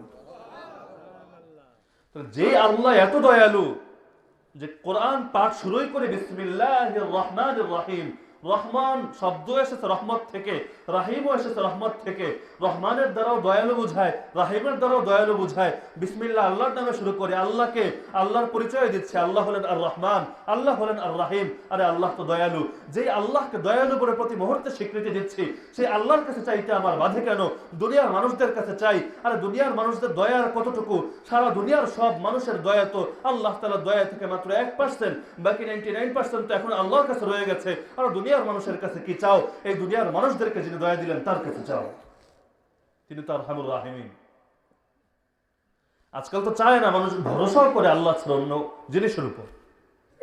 আমার উপর ভরসা করো কামিয়াব হয়ে যাবে, আমার দলের উপর ভরসা করো কামিয়াব হয়ে যাবে। এই কথাগুলো যে শিরক, এটা কারণ ন্যূনতম সন্দেহ আছে? কারণ ভরসা তার উপরই করা যায় যিনি সর্বময় ক্ষমতার অধিকারী, যিনি সবকিছু নিয়ন্ত্রণ করতে পারেন। যার নিজের উপরে নিজের নিয়ন্ত্রণ পরিপূর্ণ নেই। আর দুনিয়ার মধ্যে একজন মানুষ এমন দেখান যেই মানুষ নিজের ধ্বংস রোধ করতে, নিজের মৃত্যুকে ঠেকাতে সক্ষম একজন মানুষ দেখান। যেই ফেরাউন নিজেকে সবচেয়ে বড় রব দাবি করেছিল, তার ভাষা যেই ভাষা না রব্বুকুমুল আলা, সে বলতে চায় আর তোমাদের মধ্যে বিভিন্ন যুগে বিভিন্ন বাদশা এসে নিজেদেরকে রব দাবি করেছিল, আমি তোমাদেরকে সেরকম সাধারণ রব বলছি না, আমি তোমাদেরকে সবচেয়ে বড় রব ঘোষণা দিচ্ছি। অথচ সেই ফেরাউন সারা দুনিয়ার বাদশাও ছিল না, সে ছিল মিশরের বাদশা। ফেরাউন কিন্তু সারা দুনিয়ার বাদশা ছিল না। সুলাইমান আলাইহিস সালাম সারা দুনিয়ার রাজা ছিলেন, কিন্তু ফেরাউন সারা দুনিয়ার বাদশা ছিল না। একটা দেশের বাদশা হয়ে সে বলছে রব্বুকুমুল আলা, আমি তোমাদের পাতি রব না, আমি তোমাদের সর্বোচ্চ রব। নাউযুবিল্লাহ মিন যালিক। তাহলে সেই ফেরাউন যে নিজেকে সর্বোচ্চ রব দাবি করেছে, সেও কি নিজের ধ্বংস ঠেকাতে পেরেছে? কিয়ামতের আগে কেউ পারবে? তো ভরসা তো তার উপরই করা যায় যে নিজে নিজের ক্ষতি ঠেকাতে সক্ষম। যে নিজে ক্ষতি ঠেকাতে পারে না, সে অন্যকে আবার কিভাবে সাহায্য করবে? কোরআনের মধ্যে আল্লাহ বলেন ইয়া আইয়ুহান নাস দুরিবা মাসালুন ফাসতামিউ লাহ। 17 পারার সর্বশেষ পৃষ্ঠায় আল্লাহ তাআলা সূরাতুল হজের মধ্যে বলছেন ইয়া আইয়ুহান নাস, হে মানুষ সকল, দুরিবা মাসালুন, আমি একটা দৃষ্টান্ত, একটা উদাহরণ দিচ্ছি। ফাসতামিউ লাহ, খুব মনোযোগের সাথে উদাহরণটা শোনো। ইন্নাল্লাযীনা তাদউনা মিন দুনিল্লাহ, আল্লাহকে বাদ দিয়ে যাদেরকে তোমরা ডাকো, ইবাদত করো বলেননি। আল্লাহকে বাদ দিয়ে যাদেরকে সেজদা দাও বলেননি। আল্লাহকে বাদ দিয়ে যাদেরকে ডাকো, যাদের উপর ভরসা করো, যাদের নাম বিভিন্ন জায়গায় লিখে রাখো, যাদেরকে বিপদে পড়লে তার কথা সবার আগে মাথায় আসে, তার প্রতি নিজেকে সমর্পণ করো। ইন্নাল্লাযীনা তাদউনা মিন দুনিল্লাহ, নিশ্চয়ই তোমরা আল্লাহকে বাদ দিয়ে যাদেরকে ডাকছো, লা ইয়াখলুকু যুবাবা ওয়ালা ইজতামাউ লাহ, যদি তারা সকলে ঐক্যবদ্ধ হয় তারপরও তারা একটা মশাও সৃষ্টি করতে সক্ষম পারবে? যাদেরকে ডাকেন আল্লাহকে বাদ দিয়ে, যাদের কাছে বিভিন্ন বিপদ আপদ থেকে মুক্তি পেতে চান, সবাই মিলে একটা মশা বানাতে পারবে? ভালো জিনিস বাদ দিলাম, মশা যে আমাদের সবচেয়ে বড় শত্রু। বাঘকে খাঁচায় বন্দি করে রাখা যায়, কিন্তু মশাকে খাঁচায় তো বন্দি করা যায় না, নিজে খাঁচায় বন্দি হতে হয়। মশারি খাঁচা না একটা, তো মশা এমন বড় পাওয়ার যে বাঘকে তো খাঁচায় বন্দি করে রাখি, আর মশার ভয়ে নিজেরাই খাঁচায় বন্দি হই। তো এই মশা সৃষ্টি করতে পারবে কেউ? আল্লাহ বলছেন, মনোযোগ দিয়ে বলছি শোনো,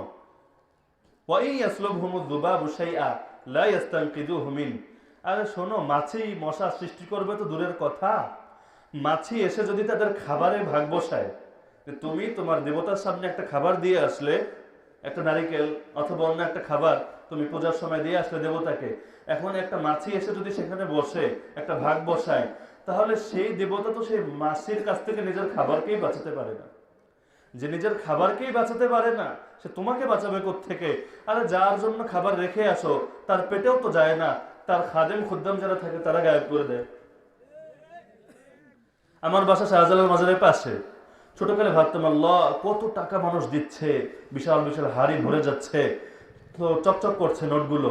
তো ভাবলাম ছোটবেলায়, অনেক ছোট, শাহজালাল রহমতুল্লাহ তো বিরাট ধনী হয়ে যাচ্ছে, এক এক দিনে যে পরিমাণ বেচারা টাকা পাচ্ছে, তো কয়েকদিন পর বাংলাদেশের শ্রেষ্ঠ ধনী হয়ে যাবে।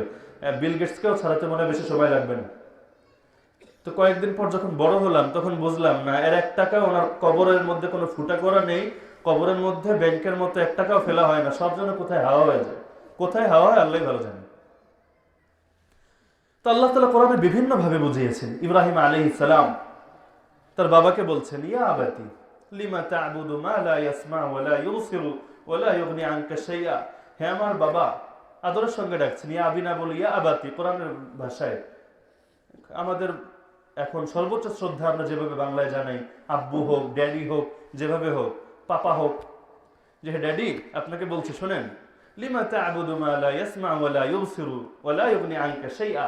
আপনি কেন এমন এমন দেবতাদের পূজা করেন যারা শোনেও না, দেখেও না? যদি শুনতো আপনার ডাকটা তার কান দিয়ে যেত, যদি বয়রা হওয়া সত্ত্বেও যদি চোখ দিয়ে দেখতো, তাও অন্তত বুঝতো আপনি তার সামনে নমস্কার নমস্কার জানাচ্ছেন। এমন কাউকে ডাকছেন যে বধির, যে অন্ধ, দেখেও না, শুনেও না, তো আপনি ওরা লাথি দিলেও যা হবে, আর ওর সামনে নমস্কার জানালেও তো তাই হবে। কেন তার ইবাদত করছেন? ওয়ালা ইউগনি আনকা শাইআ, সে তো আপনার কোনো কাজেই আছে না। তারপর বলছি, ইয়া আবাতি, ড্যাডি একটা কথা শুনে রাখেন, ইন্নী ক্বাদ জাআনি মিনাল ইলম, আমার কাছে ইলম এসেছে, মা লাম ইয়াতিকা, যা আপনার কাছে আসেনি, ফাত্তাবি'নি আহদিকা সিরাতান সাওয়িয়া, আপনি আমার অনুসরণ করুন, আমি আপনাকে সঠিক পথ দেখাবো। তার মানে সঠিক পথ শুধু এলেম ওয়ালারা দেখাতে পারে। যারা এলেম ওয়ালা না, যাদের ভেতরে ইলম নেই, যাদের ভেতরে জ্ঞান নেই, তারা যত বড় মসনদেই আসীন হোক না কেন, তারা যত দিনই মেহনতি করুক না কেন, মানুষকে সরল সঠিক পথ কোনোদিনও দেখাতে পারবে না। আজকাল মানুষ এমন এমন মানুষদের কাছে ধারণা দেয়, শরীয়তের মৌলিক নলেজ গুলো যাদের কাছে নেই, ইসলামের মৌলিক নলেজে আমি বললাম লা ইলাহা ইল্লাল্লাহ। আরে যে মানুষ কালেমার ভুল ব্যাখ্যা দেয়, কালেমার সঠিক ব্যাখ্যাটা জানে না, সেই মানুষ আমার ঈমান কোত্থেকে ঠিক করবে, আমার দিন কোত্থেকে ঠিক করবে?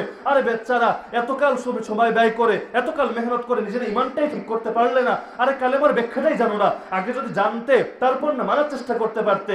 এতকাল বসে কালেমার ব্যাখ্যা ঠিক করতে পারলে না, নিজের ঈমান ঠিক করতে পারলে না, আর আমার ঈমান তুমি ঠিক করে ফেলবে, এই ক্ষমতা তোমার কোত্থেকে আসে? হেদায়েতের মাপকাঠি হলো জ্ঞান।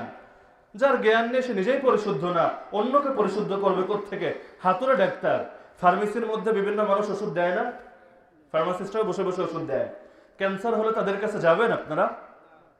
ক্যান্সার হয়েছে, আপনি একটা ফার্মেসির কাছে গিয়ে যে আমাকে সবচেয়ে দামি ওষুধটা দেন, আমার কিন্তু টাকা পয়সা কম নেই, কত লাগবে খালি বলেন, দিয়ে দেব।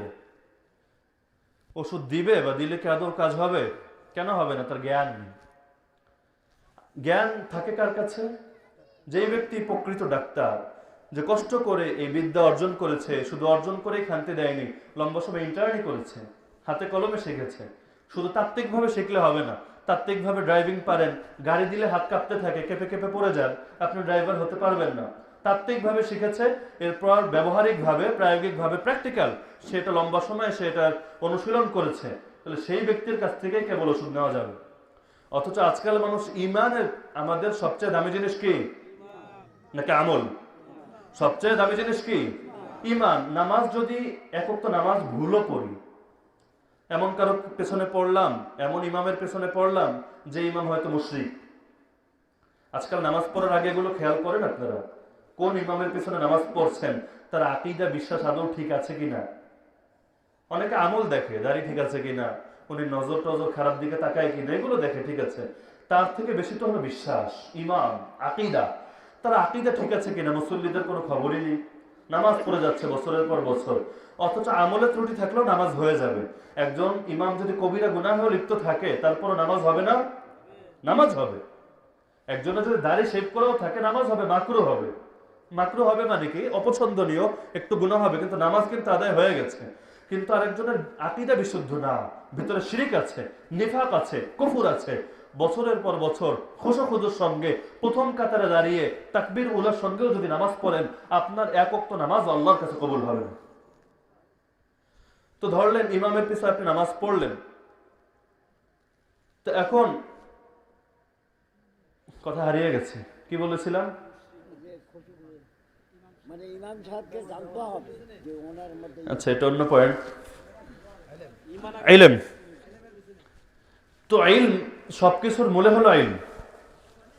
তো যেই ব্যক্তির ইলম থাকে না, আকীদার ব্যাপারে যার ইলম নেই, যার জ্ঞান নেই, সেই ব্যক্তি নিজের অজান্তে কখন শিরকে লিপ্ত হয়ে যায়, কখন কুফরে লিপ্ত হয়ে যায়, কখন নিফাকে লিপ্ত হয়ে যায়, তার খবর তো তার নিজেরই থাকে না।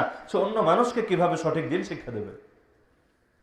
তো এজন্য বলছিলাম যে লা ইলাহা ইল্লাল্লাহর মূল কথা হলো আল্লাহ তাআলা ছাড়া বাংলায় বললে অন্য কোনো উপাস্য নেই, অন্য কোনো মাবুদ নেই।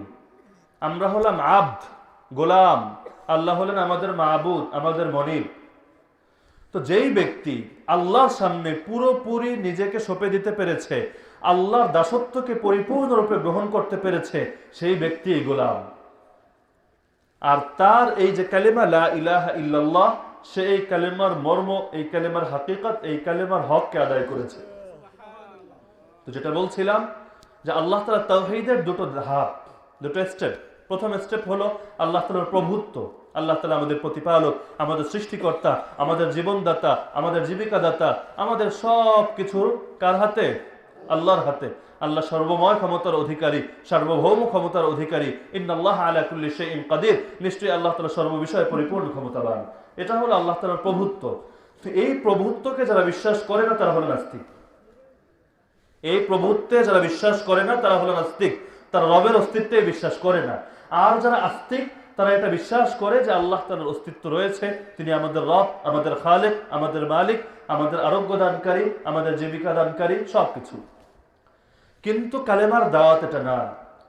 কালেমার দাওয়াত হলো দ্বিতীয় ধাপ। হ্যাঁ, দ্বিতীয় ধাপে আসার জন্য প্রথম ধাপ পাড়ি দিয়ে আসতে হবে, এটা তো সবাই বুঝতে পারছে। কিন্তু রাসূল যেই জামানায় এসেছিলেন, যাদের মধ্যে এসেছিলেন, তাদের সমস্যা প্রথম অংশে ছিল না, সমস্যা ছিল কোথায়? দ্বিতীয় অংশে। আমি যদি আপনাদেরকে জিজ্ঞেস করি, আমাদের দেশে অথবা সারা বিশ্বের মধ্যে মুসলমান যারা রয়েছে, আমাদের তাওহীদের সমস্যা প্রথম অংশে নাকি দ্বিতীয় অংশে? আমাদের তাওহীদের সমস্যা প্রথম অংশে নাকি দ্বিতীয় অংশে? দ্বিতীয় অংশে। প্রথম অংশে আমাদের কারো সমস্যা নেই। প্রতিটা মুসলমান বিশ্বাস করে আমাদের সৃষ্টিকর্তা আল্লাহ, জীবনদাতা আল্লাহ, আল্লাহ হাতে সর্বময় ক্ষমতা, এই ব্যাপারে কারো কোনো সন্দেহ নেই। তার মানে আমরা সবাই আস্তিক, নাস্তিক না আমরা কেউই, আমরা সবাই আস্তিক। সমস্যা আমাদের কোথায়? দ্বিতীয় অংশে। লা ইলাহা ইল্লাল্লাহ। এবার বুঝেন, রাসূলুল্লাহ সাল্লাল্লাহু আলাইহি ওয়াসাল্লামের যুগে এই যে সাহাবীদেরকে ধরে ধরে নির্যাতন করা হলো, ইসলামের প্রথম শহীদ একজন নারী সুমাইয়া রাদিয়াল্লাহু আনহা, একজন ইতর মানুষ, সেও কিন্তু পুরুষের উপর নির্যাতন করলো যদি তার ভিতরে ন্যূনতম আত্মমর্যাদাবোধ থাকে, গায়রত থাকে, একজন ভদ্রলোক হয়, সে কিন্তু নারীদের উপর কখনো গায়ে হাত তুলবে না। কিন্তু আবু জাহাল যে ছিল কুরাইশের সর্দার, সেই সর্দার হয়ে একজন নারীকে শহীদ করেছে নিজের হাতে। তাহলে কত বেশি শত্রুতা ছিল ইসলামের উপর, যে মোহাম্মদকে তো শেষ করতে পারছে না, অন্যদেরকে ধরাছোঁয়ার মধ্যে পারছে না, যাকে পারছে, কখনো বেলালকে হাতের নাগালে পাচ্ছে, সেই বেলালকে পাথর চাপা দিয়ে মরুভূমির উত্তপ্ত বালুর মধ্যে ফেলে রাখছে, কখনো সুমাইয়াকে পাচ্ছে লজ্জাস্থানের মধ্যে বর্ষা দ্বারা আঘাত করে শহীদ করে দিচ্ছে। কিন্তু তাওহীদের প্রথম অংশে তো উভয়ই একমত। তাহলে সুমাইয়ার প্রতি শত্রুতা কেন? বেলালের প্রতি শত্রুতা কেন? রাসূলের প্রতি শত্রুতা কেন? কেন তারা আমার রাসূলকে রক্তাক্ত করে? কেন তারা আমার রাসূলকে মেরে ফেলতে চায়? তাওহীদের প্রথম অংশে তো তারাও যা বলে, আমরাও তা বলি। সমস্যাটা কোথায়? এখন আপনারা উত্তর দিতে পারবেন, দ্বন্দ্বটা কোথায়? ইসলাম এবং জাহেলিয়াতের দ্বন্দ্ব কোথায়? তাওহীদের দ্বিতীয় অংশে। ইবাদত হবে কার? প্রভুত্ব নিয়ে সমস্যা না, রব নিয়ে সমস্যা না, কিন্তু সমস্যা হলো ইবাদত হবে কার, এটা নিয়ে। আবু জাহাল, আবু লাহাব, আমরা অনেকে ভাবি তারা মনে হয় আল্লাহর ইবাদতে বিশ্বাসই করতো না, এটাও ভুল ধারণা। আজকে যেহেতু বসেছি আপনাদের বিবেককে আকর্ষণ করার জন্য, এজন্য আমি কোনো গল্প ঘটনা বলছি না, শুধু বিবেককে আকর্ষণ করছি। ইসলামের মৌলিক বিষয়, যেই বিষয়ে আপনি যে দলের হন, যে মতবাদের হন, যে মতদর্শের হন, এই বিষয়ে আপনি একমত হতে বাধ্য, অন্যথায় আপনি মুসলমানই থাকবেন না। শুধু সেই বিষয়গুলোর দিকে যেগুলো আমাদের শিকড়, শিকড়ে যদি না থাকে, গাছের মাথায় যতই পানি দিয়ে লাভ হবে না। আমি শুধু সেই শিকড়কে চেনাতে চাচ্ছি, আর কিছুই না। বিরক্ত হচ্ছেন? তো তাদের শত্রুতা ছিল কিসের সাথে? অনেকে ভাবে আবু জাহেলের শত্রুতা মনে হয় রাসূলের নামাজের সঙ্গে, রাসূলের রোজার সঙ্গে, রাসূলের হজের সঙ্গে। আরে এটা যদি কেউ ভাবে, সে ভুলের স্বর্গে বাস করে। মক্কার মুশরিকরা হজ করত, এমনকি বাইতুল্লাহর পুনর্নির্মাণ তারা করেছিল। বাইতুল্লাহ, কাবা শরীফ ভেঙে গিয়েছিল, অনেকদিন পুরনো হয়ে জরাজীর্ণ হয়ে গিয়েছিল, সেটার সংস্কার তারা নিজেদের হাতে করেছিল। কারা? মুসলমানরা, মুশরিকরা করেছিল নিজেদের হাতে। রাসূল তখন ছোট, তরুণ বয়স মাত্র। সে সময় রাসূলের চাচারা, অন্যরা তখন সবাই মুশরিক, তারা মিলে কাবা ঘরের পুনর্নির্মাণ করেছিল। তারা হজ করতো তা না, দূর দূরান্ত থেকে মানুষ এসে সেই বাইতুল্লাহর হজ করত। তার মানে হজ নিয়ে আপত্তি না, নামাজ রোজা এগুলো নিয়ে আপত্তি না। বিভিন্ন নবীর যুগে ইসলাম এবং জাহেলিয়াতের সংঘর্ষে এক জায়গায় ছিল, দুই জায়গায় না। ক্বালু ইয়া শুআইবু আসালাতুকা তা'মুরুকা আন নাতরুকা মা ইয়া'বুদু আবাউনা আও আন নাফআলা ফি আমওয়ালিনা মা নাশা। 12 পারার 10 নম্বর পৃষ্ঠায় উল্লেখিত হচ্ছে, ক্বালু, শুআইব আলাইহিস সালাম আল্লাহর একজন নবী ছিলেন। সেই নবী তার কওমকে যখন দাওয়াত দিলেন যে তোমরা আল্লাহর গোলাম হয়ে যাও, আল্লাহর ইবাদত করো, তখন তারা বলল, ইয়া শুআইব, আরে হে শুআইব, শোনো, তুমি নামাজ পড়ো ভালো কথা, তোমার নামাজ নিয়ে আমাদের আপত্তি নেই, কিন্তু আসসালাতুকা তা'মুরুকা আন নাতরুকা মা ইয়া'বুদু আবাউনা, কিন্তু তোমার নামাজ কি তোমাকে এটা শেখায় যে আমাদের বাপ দাদার থেকে আমরা যে আদর্শ পেয়ে এসেছি, যে মতবাদ পেয়ে এসেছি, সেটাকে ছেড়ে দেব? তোমার নামাজ যদি তোমাকে এটা শেখায়, তোমাকে মানি না। আর যদি তোমার নামাজ তোমাকে শেখায় যে মসজিদের মধ্যে আল্লাহ থাকবে, সমাজের মধ্যে বাপ দাদার থেকে যা পেয়ে এসেছি তাই চলবে, তোমার নামাজ নিয়ে আমাদের আপত্তি নেই। আও আন নাফআলা ফি আমওয়ালিনা মা নাশা, হে শুআইব, তোমার নামাজ কি তোমাকে আদেশ দেয় যে আমাদের ধন সম্পদ, আমাদের অর্থকরীর মধ্যে আমরা যেভাবে ইচ্ছা হস্তক্ষেপ করব, এই স্বাধীনতার মধ্যে তোমার খোদা এসে বাদ সাধবে, আমাদেরকে যে কোনো ভাবে যে কোনো জায়গায় অর্থ খরচ করার অনুমতি দিবে না? তোমার নামাজ কি তোমাকে আদেশ করে? আমরা এতদিন ক্যাপিটালিজমে বিশ্বাস ছিলাম, পুঁজিবাদে আমরা বিশ্বাস করতাম, টাকা আমার, আমি উপার্জন করছি, এর একচ্ছত্র মালিক আমি, আরে আল্লাহ আবার কি জিনিস, আমার টাকা যেখানে ইচ্ছা যেভাবে ইচ্ছা ব্যয় করব। তোমার নামাজ কি আমাদের এই পুঁজিবাদ ত্যাগ করার শিক্ষা দেয়? তাহলে মানি না। রাসূল যেদিন প্রথম ওহী তার উপর নাযিল হয়েছিল, ইকরা বিসমি রাব্বিকাল্লাযী খালাক খালাকাল ইনসানা মিন আলাক ইকরা ওয়া রাব্বুকাল আকরাম আল্লাযী আল্লামা বিল কলম আল্লামাল ইনসানা মা লাম ইয়ালাম, সূরা ইকরার এই 5 আয়াত হেরা গুহায় যেদিন রাসূলের উপর নাযিল হয়, রাসূল ঘরে আসেন, তার দাওয়াতে সর্বপ্রথম বিবিদের মধ্যে খাদিজা, বড়দের মধ্যে আবু বকর, বাচ্চাদের মধ্যে আলী, গোলামদের মধ্যে যায়েদ যখন ইসলাম গ্রহণ করেন, এই ইসলাম গ্রহণের বিষয়ে যখন অন্যরা অল্প স্বল্প জানতে পারে, তখনই কিন্তু তারা রাসূলের বিরুদ্ধে যুদ্ধে নামেনি। ইকরা বিসমি নিয়ে তাদের আপত্তি ছিল না। তাদের আপত্তি কখন শুরু হয়েছে? তারা এসে রাসূলের চাচার কাছে বারবার সেই মেসেজটাই দেওয়ার চেষ্টা করেছে, তোমার ভাতিজাকে ফিরাও। সে নামাজ পড়বে, নামাজ নিয়ে আপত্তি নেই, সে হজ করুক, আমরা উলঙ্গ হয়ে হজ করি। তারা হজ করতো উলঙ্গ হয়ে। তারা ভাবতো এই সুদ ঘুষের কাপড় দিয়ে হজ করলে আল্লাহর কাছে কবুল হবে না। এজন্য যেই পোশাক নিয়ে জন্ম হয়েছিল, জন্মদিনের পোশাক, সেটা তো ফ্রেশ পোশাক, জন্মদিনের পোশাকে তো কোনো ভেজাল নেই, সেখানে তো সুদ ঘুষে স্পর্শ করেনি, তো জন্মদিনে সেই চামড়ার পোশাক পরে আমরা হজ করবো।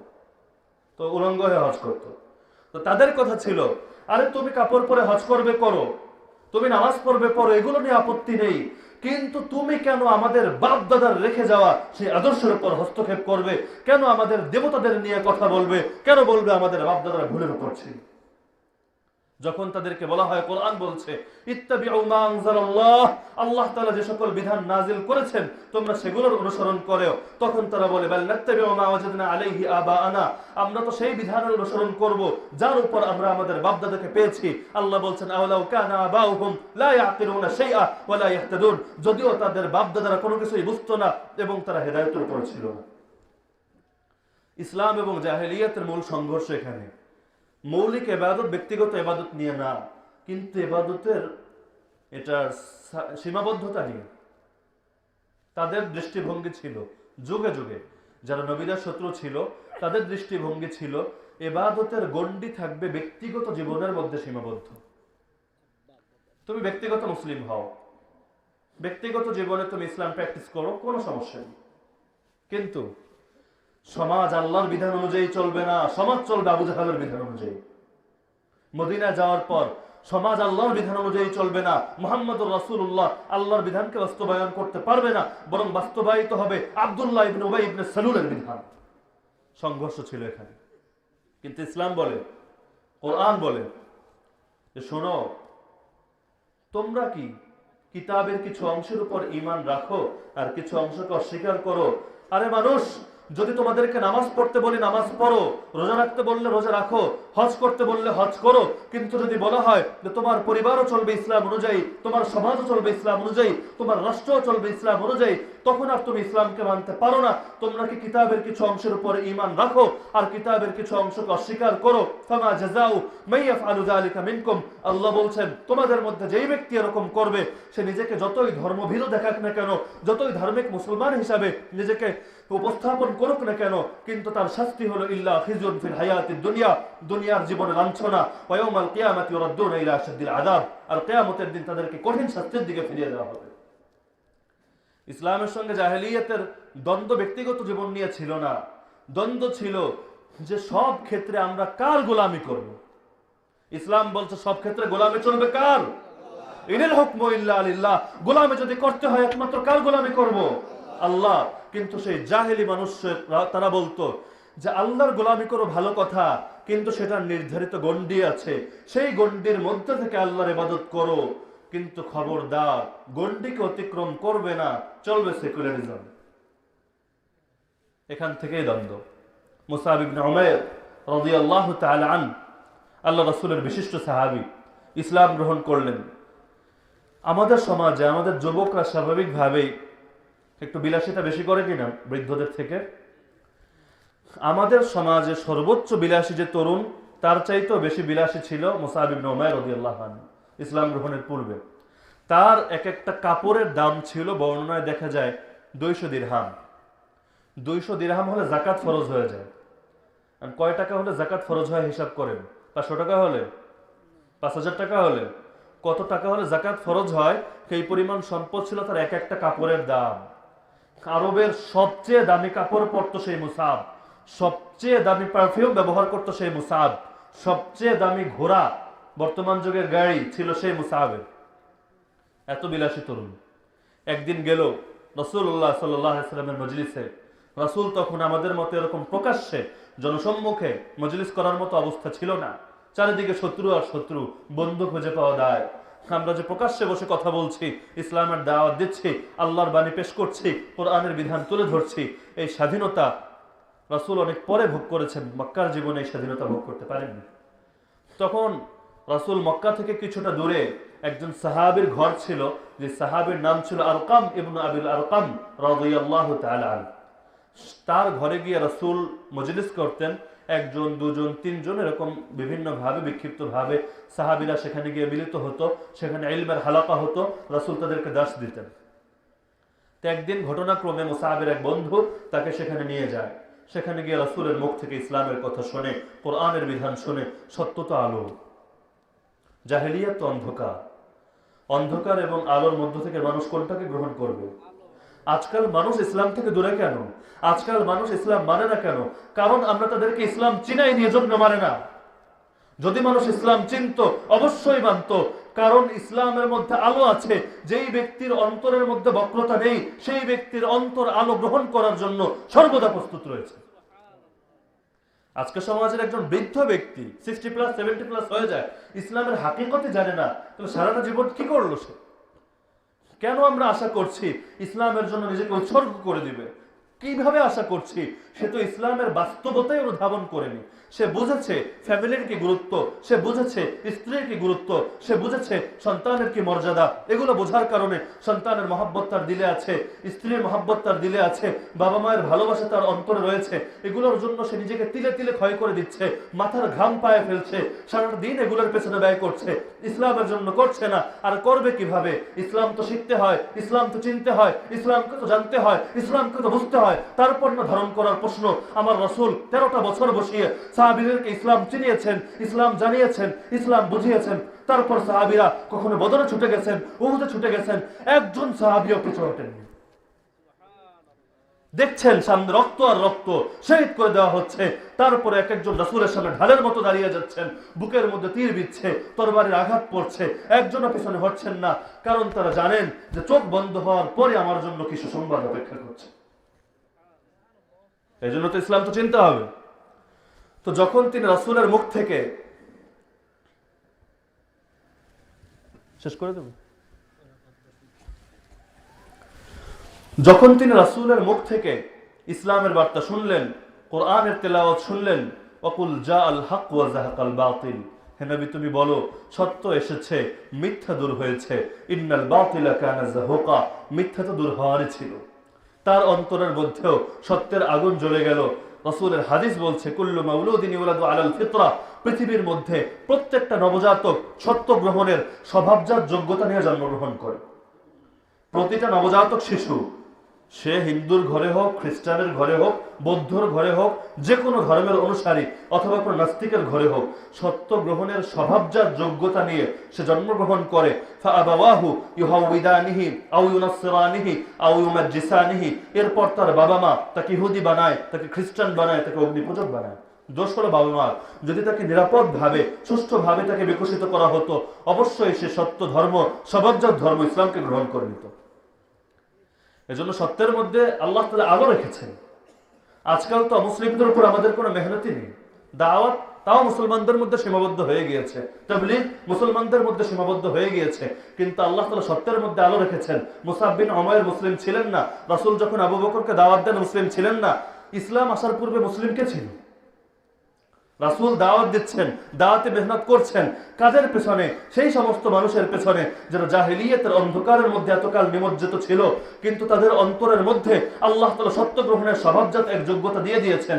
রাসূল সেই যোগ্যতাকে কাজে লাগিয়েছেন, মানুষের বিবেককে আকৃষ্ট করেছেন। আফালা তাকিলুন, হে মানুষ, তোমরা কি তোমাদের আকল খাটাবে না? যার কারণে রাসূলের কথাগুলো ছিল আবেগ ধর্মী না বিবেক ধর্মী।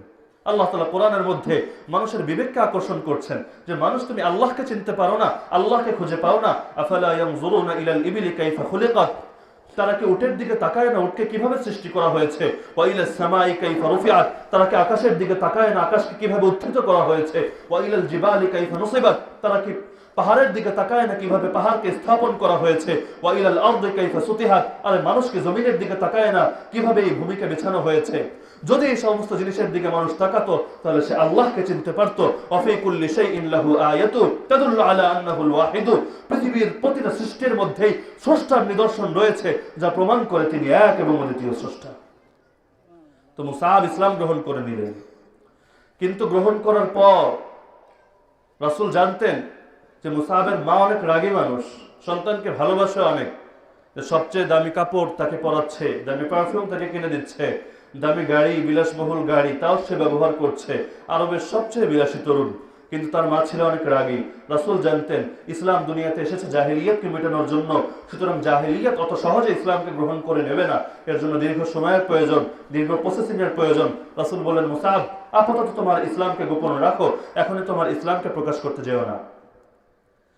কিন্তু মুসাব রাদিয়াল্লাহু আনহু লুকিয়ে লুকিয়ে ইসলামের বিধানগুলো পালন করতেন, কারণ একজন মুসলমান ঈমানের পর যখন সে নিজের ঈমানকে ঠিক করে নিল, ভেতরে বিশ্বাসকে স্থাপন করলো, তো বিশ্বাস হলো অন্তরের কাজ। কিন্তু একজন মুসলমান শুধু অন্তরের দ্বারা ইসলাম গ্রহণ করে না, বরং সে তার 3.5 হাত বডির দ্বারা ইসলাম গ্রহণ করে। যখন অন্তরের মধ্যে ইসলাম বসে গেল, তখন আমার হাত আল্লাহর পথে ব্যয় হবে, আমার পাও আল্লাহর পথে চলবে, আমার চোখ দিয়েও আল্লাহ তাআলার খুশির জিনিসগুলোকেই দেখবো, আমার কান দ্বারাও আল্লাহ তাআলার খুশির কথাগুলোই শুনবো, আমার জবান দ্বারাও আল্লাহ তাআলার খুশির কথাগুলো উচ্চারিত হবে। মুসাব রাদিয়াল্লাহু আনহু লুকিয়ে লুকিয়ে নামাজ পড়তেন। একজন দেখে ফেলে তার মাকে গিয়ে জানিয়ে দিল যে তুমি জানো তোমার ছেলে তো ভিতরে ভিতরে ধর্মত্যাগী হয়েছে, সে এখন মুহাম্মাদের ধর্মকে গ্রহণ করেছে। তার মা খুব উত্তেজিত হয়ে পড়ল মুসাব রাদিয়াল্লাহু আনহুর উপর। তখন সেই বিরাট বিভীষিকা নির্যাতন নেমে আসলো। আজকাল অনেক ছেলে পেলে, অনেক তরুণরা বিভিন্ন সময় এসে হালত জানায়, হুজুর, পরিপূর্ণ ইসলাম প্র্যাকটিস করতে গেলে বাবা এভাবে নির্যাতন করে, মা এভাবে ঘর থেকে বের করে দেওয়ার ভয় দেখায়, আমার পড়ালেখা বন্ধ করে দেওয়ার ভয় দেখায়। আরে ভাই, তোমাকে তো শুধু কিছু সুবিধা থেকে বঞ্চিত করার ভয় দেখায়। ইসলামের প্রথম যুগের মানুষগুলো যাদেরকে আমার রাসূল আকাশের তারকা বলে গিয়েছেন, সেই মানুষগুলোকে তো সুবিধা বঞ্চিত করার ভয় দেখানো হয়নি, সেই মানুষগুলোকে তো প্রাণে হত্যা করার জন্য চেষ্টা করা হয়েছে। তারপরও তো তারা ইসলামের উপর অবিচল ছিলেন। সামান্য পরীক্ষার শিকার হয়ে ইসলামকে ত্যাগ করে ফেলতে চাও, ইসলাম থেকে দূরে সরে যেতে চাও। আম হাসিবতুম আন তাদখুলুল জান্নাহ, আরে বান্দা, ভেবেছো এমনি এমনি জান্নাতে চলে যাবে? ওয়ালাম্মা ইয়াতিকুম মাসালুল লাযিনা খালাউ মিন ক্বাবলিকুম, অথচ এখনো তোমাদের কাছে সেই সমস্ত অবস্থা আসেনি যেগুলো তোমাদের পূর্ববর্তীদের উপর এসেছিল। মাসাতহুমুল বাসা ওয়াদ-দাররা ওয়াজুলজিলু, তাদের উপর অর্থকষ্ট এসেছিল, অন্যান্য বিপদ আপদ এসেছিল, অবস্থা এমন হয়েছিল তাদেরকে প্রকম্পিত করা হয়েছিল, এমনকি হাত্তা ইয়াকুল রাসূল ওয়াল্লাযীনা আমানু মাআহ, আল্লাহ রাসূল এবং মুমিনরা, সাহাবীরা যাদের ঈমান আল্লাহর উপর সবচেয়ে বেশি, তারা পর্যন্ত বলে ফেলেছে, মাতা নাসরুল্লাহ, মাতা নাসরুল্লাহ, আল্লাহর সাহায্য কখন আসবে? আর তো সহ্য হয় না। জান্নাতে যাওয়া এত সহজ? আরে বান্দা, আমাকে কাছে পেতে চাও? ইন্নাল্লাহা মা'আস সাবিরিন, শুনে রাখো, তুমি বিপদে ধৈর্য ধারণ করো, তুমি ত্যাগের মোকাবেলা করো, তুমি ত্যাগের নজরানা পেশ করো, এই সমস্ত পরীক্ষার মধ্যে অটল থাকো, তুমি আমাকে তোমার কাছে পাবে। তুমি চাও জান্নাতে যাবে, রহমতের সুসংবাদ পাবে, ইন্নাল্লাযীনা ক্বালু রাব্বুনাল্লাহ, নিঃসন্দেহে যারা বলে আমাদের রব আল্লাহ, এই কথা আমরা সবাই বলেছি। আমরা সবাই বলেছি কি আমাদের রব আল্লাহ, তার জন্যই জান্নাত না, একটা ধাপ বাকি আছে। ইন্নাল্লাযীনা ক্বালু রাব্বুনাল্লাহ সুম্মা ইসতাকামু, নিশ্চয়ই যারা বলেছে আমাদের রব হলো আল্লাহ, এরপর তারা অবিচল থেকেছে, যত বাধা আসুক না কেন, যত বিপত্তি আসুক না কেন, আর সম্পদ যাবে যাক, সম্মান যাবে যাক, যদি প্রয়োজন হয় নিজের জীবনও যাবে, তারপরে যারা অবিচল থাকবে, আল্লাহ তাআলা বলছেন তাতানাজ্জালু আলাইহিমুল মালায়েকা, মৃত্যুর পূর্বেই তাদের কাছে রহমতের ফেরেশতা নেমে আসবে। আল্লাহ তাখাফু, তোমরা ভয় করো না, ওয়ালা তাহজান, দুঃখিত হয়ো না, ওয়াবশিরু বিল জান্নাতিল্লাতী কুনতুম তুআদুন, তোমরা জান্নাতের সুসংবাদ গ্রহণ করো যার ওয়াদা তোমাদেরকে দেওয়া হয়েছিল। আর তোমরা একাকিত্ব ফিল করার কোনো কারণ নেই। নাহনু আউলিয়াউকুম ফিল হায়াতিদ দুনিয়া ওয়া ফিল আখিরাহ, দুনিয়ার জীবনেও আমরা ফেরেশতারা তোমাদের বন্ধু ছিলাম, আখিরাতেও আমরা তোমাদের বন্ধু। তো এজন্য ইসলামকে চিনতে হবে, ইসলামের উপর অবিচল থাকতে হবে। ঘটনাটা বলেই শেষ করে দিচ্ছি। এরপর মুসআব বিন উমার রাদিয়াল্লাহু আনহু একটা পর্যায়ে সে সকল কষ্টের সম্মুখীন হয়ে মক্কার মধ্যে থাকার পরিস্থিতি ছিল না, বাধ্য হয়ে হাবাসার দিকে হিজরত করলেন। ইসলামের প্রথম হিজরত হয়েছিল হাবাসা, ইথিওপিয়ায়। সেখানে হিজরত করলেন, কিছুদিন সেখানে থাকলেন, তারপর আবার রাসূলের মহব্বতে ছুটে আসলেন, আবার হিজরত করলেন। তো যাই হোক, সময় প্রায় শেষ হয়ে এসেছে, সর্বশেষটা বলে শেষ করে দিচ্ছি। এই মুসআব রাদিয়াল্লাহু আনহু যিনি ছিলেন আরবের সবচেয়ে বিলাসী তরুণ, উহুদের যুদ্ধে যখন তিনি শহীদ হয়ে যান, শহীদ হওয়ার কাহিনী এক আজীব কাহিনী। তার এক হাতে ছিল ইসলামের পতাকা, ডান হাতে ছিল ইসলামের পতাকা, কালেমার ঝান্ডা, বাম হাতে ছিল তরবারি, একটা ঘোড়ার উপর সওয়ার ছিলেন। উহুদের যুদ্ধে প্রথম ধাপে বিজয় হওয়ার পর একটা ভুলের কারণে মুসলমানদের পরাজয় হয়, তখন সেই কাফের বাহিনী এসে মুসআব রাদিয়াল্লাহু আনহুর উপর অ্যাটাক করেন। তো অ্যাটাক যখন করেন, তখন যেহেতু তার হাতে ঝান্ডা ছিল, এই ঝান্ডাকে ফেলে দেওয়া গেলে সেটা মুসলমানদের একটা পরাজয় হিসেবে বিবেচিত হবে। তার ডান হাতের উপর আক্রমণ করে, ডান হাত কেটে যায়, তিনি বাম হাত থেকে তরবারি ফেলে দিয়ে সেই কালেমার ঝান্ডাকে ধারণ করেন। এরপর সেই নরদম তার বাম হাতেও আঘাত করে, বাম হাতও কেটে যায়। তারপরও তিনি ইসলামের কালেমাকে নিচে পড়তে দেননি, দুই বাহুর দ্বারা সেই কালেমাকে আগলে ধরে রেখেছেন যতক্ষণ পর্যন্ত তার ভেতরে প্রাণ ছিল। ইসলামের কালেমা, একটা পতাকাকেও তিনি নিচে পড়তে দেননি, যে ইসলাম ধ্বংস হবে তো দূরের কথা, ইসলামের বাহ্যিক একটা নিশানাও যেন মাটিতে না পড়ে যায়। এরপর যখন তিনি শহীদ হয়ে যান, যখন সবাইকে শহীদদেরকে দাফন করার জন্য বিভিন্ন জায়গা খোঁড়া হয়, তো দাফন করার পূর্বে তো কাফন পরাতে হবে। এখন মুসআব রাদিয়াল্লাহু আনহু কাফন পরানোর জন্য একটা চাদর খুঁজে পাওয়া যায়, মাত্র একটা চাদর। কিন্তু চাদরটার অবস্থা হলো, চাদর দ্বারা যদি মাথা ঢাকে পা খুলে যায়, আর যদি পা ঢাকে মাথা খুলে যায়। এমন একটা কাপড়ও পাচ্ছেন না, একটা রুমালও পাচ্ছেন না, যেই রুমালটার দ্বারা অন্তত বাকি অংশটা পূরণ করা যাবে। আরবের সবচেয়ে বিলাসী তরুণ, আমাদের মধ্যেও সেরকম বিলাসী মানুষ নেই। অবশেষে বাধ্য হয়ে তার মাথার উপর সে চাদরটা দেওয়া হলো, আর পায়ের বাকি অংশটা ইদখির নামক একটা ঘাসের দ্বারা আবৃত করে সে অবস্থায় তাকে সেই কবরের মধ্যে রাখা হলো। অথচ সেই মুসআব এমন মানুষ ছিলেন, যখন মদিনাবাসীরা রাসূলের কাছে মুআল্লিম চাইলো, যে রাসূল আমাদেরকে এমন একজন শিক্ষক দিন যিনি আমাদেরকে কোরআন শিখাবে, দ্বীনের তালিম দিবে। রাসূল এত বড় বড় সাহাবী থাকতে, প্রবীণ সাহাবী থাকতে মুসআবকে পাঠিয়েছিলেন, যার দাওয়াতে আনসারী সাহাবীদের বড় বড় সাহাবী, এমনকি সাদ রাদিয়াল্লাহু আনহু পর্যন্ত ইসলাম গ্রহণ করেছিলেন। যে সাদের ব্যাপারে হাদিসে বলা হয়েছে, ইহতাজ্জা আরশুর রহমান বিমাউতি সাদ, সাদের মৃত্যুতে রহমানের আরশ কেঁপে উঠেছে। আমার মৃত্যুতে তো আসমান জমিন কাঁদেও না, কিন্তু সেই সাদের মৃত্যুতে রহমানের আরশ কেঁপে উঠেছে। সেই সাদ এই মুসআবের দাওয়াতে ইসলাম গ্রহণ করেছেন। তো আজকের পুরো আলোচনার খোলাসা হলো ইসলামের সার কথা। ইসলামকে আমাদের চেনা দরকার, ঈমানকে চেনা দরকার, ভেতরে আকীদা আনা দরকার। কারণ সফল সেই ব্যক্তি যে নিজের অন্তরকে পরিশুদ্ধ করলো, ব্যর্থ সেই ব্যক্তি যে নিজের অন্তরকে পরিশুদ্ধ করতে পারেনি। অন্তরকে পরিশুদ্ধ করার মানে শুধু অন্তর থেকে হিংসা, বিদ্বেষ, লোভ, লালসা দূর করা না, বরং অন্তরকে পরিশুদ্ধ করার প্রথম ধাপ হলো আমার আকীদাকে পরিশুদ্ধ করা, ইসলামকে চেনা, ইসলামকে জানা। যেই ব্যক্তি ইসলামকে চিনেনি, ইসলামকে জানেনি, নিজের ঈমান এবং আকীদাকে পরিশুদ্ধ করেনি, যত আমলই করুক না কেন, ভেতর থেকে মিথ্যা কথা, হিংসা, বিদ্বেষ, লোভ, লালসা, অহংকার যতই দূর করুক না কেন, কোনোদিনও সে জান্নাতে যেতে পারবে না। আজকাল আমরা আত্মশুদ্ধির প্রথম ধাপ থেকে দূরে চলে গেছি। আল্লাহ তাআলা আমাদেরকে এই সকল বিষয় সঠিকভাবে জানার, বোঝার এবং আমল করার তৌফিক দান করুন। আমিন। ওয়া আখিরু দাওয়ানা আলহামদুলিল্লাহি রাব্বিল আলামিন।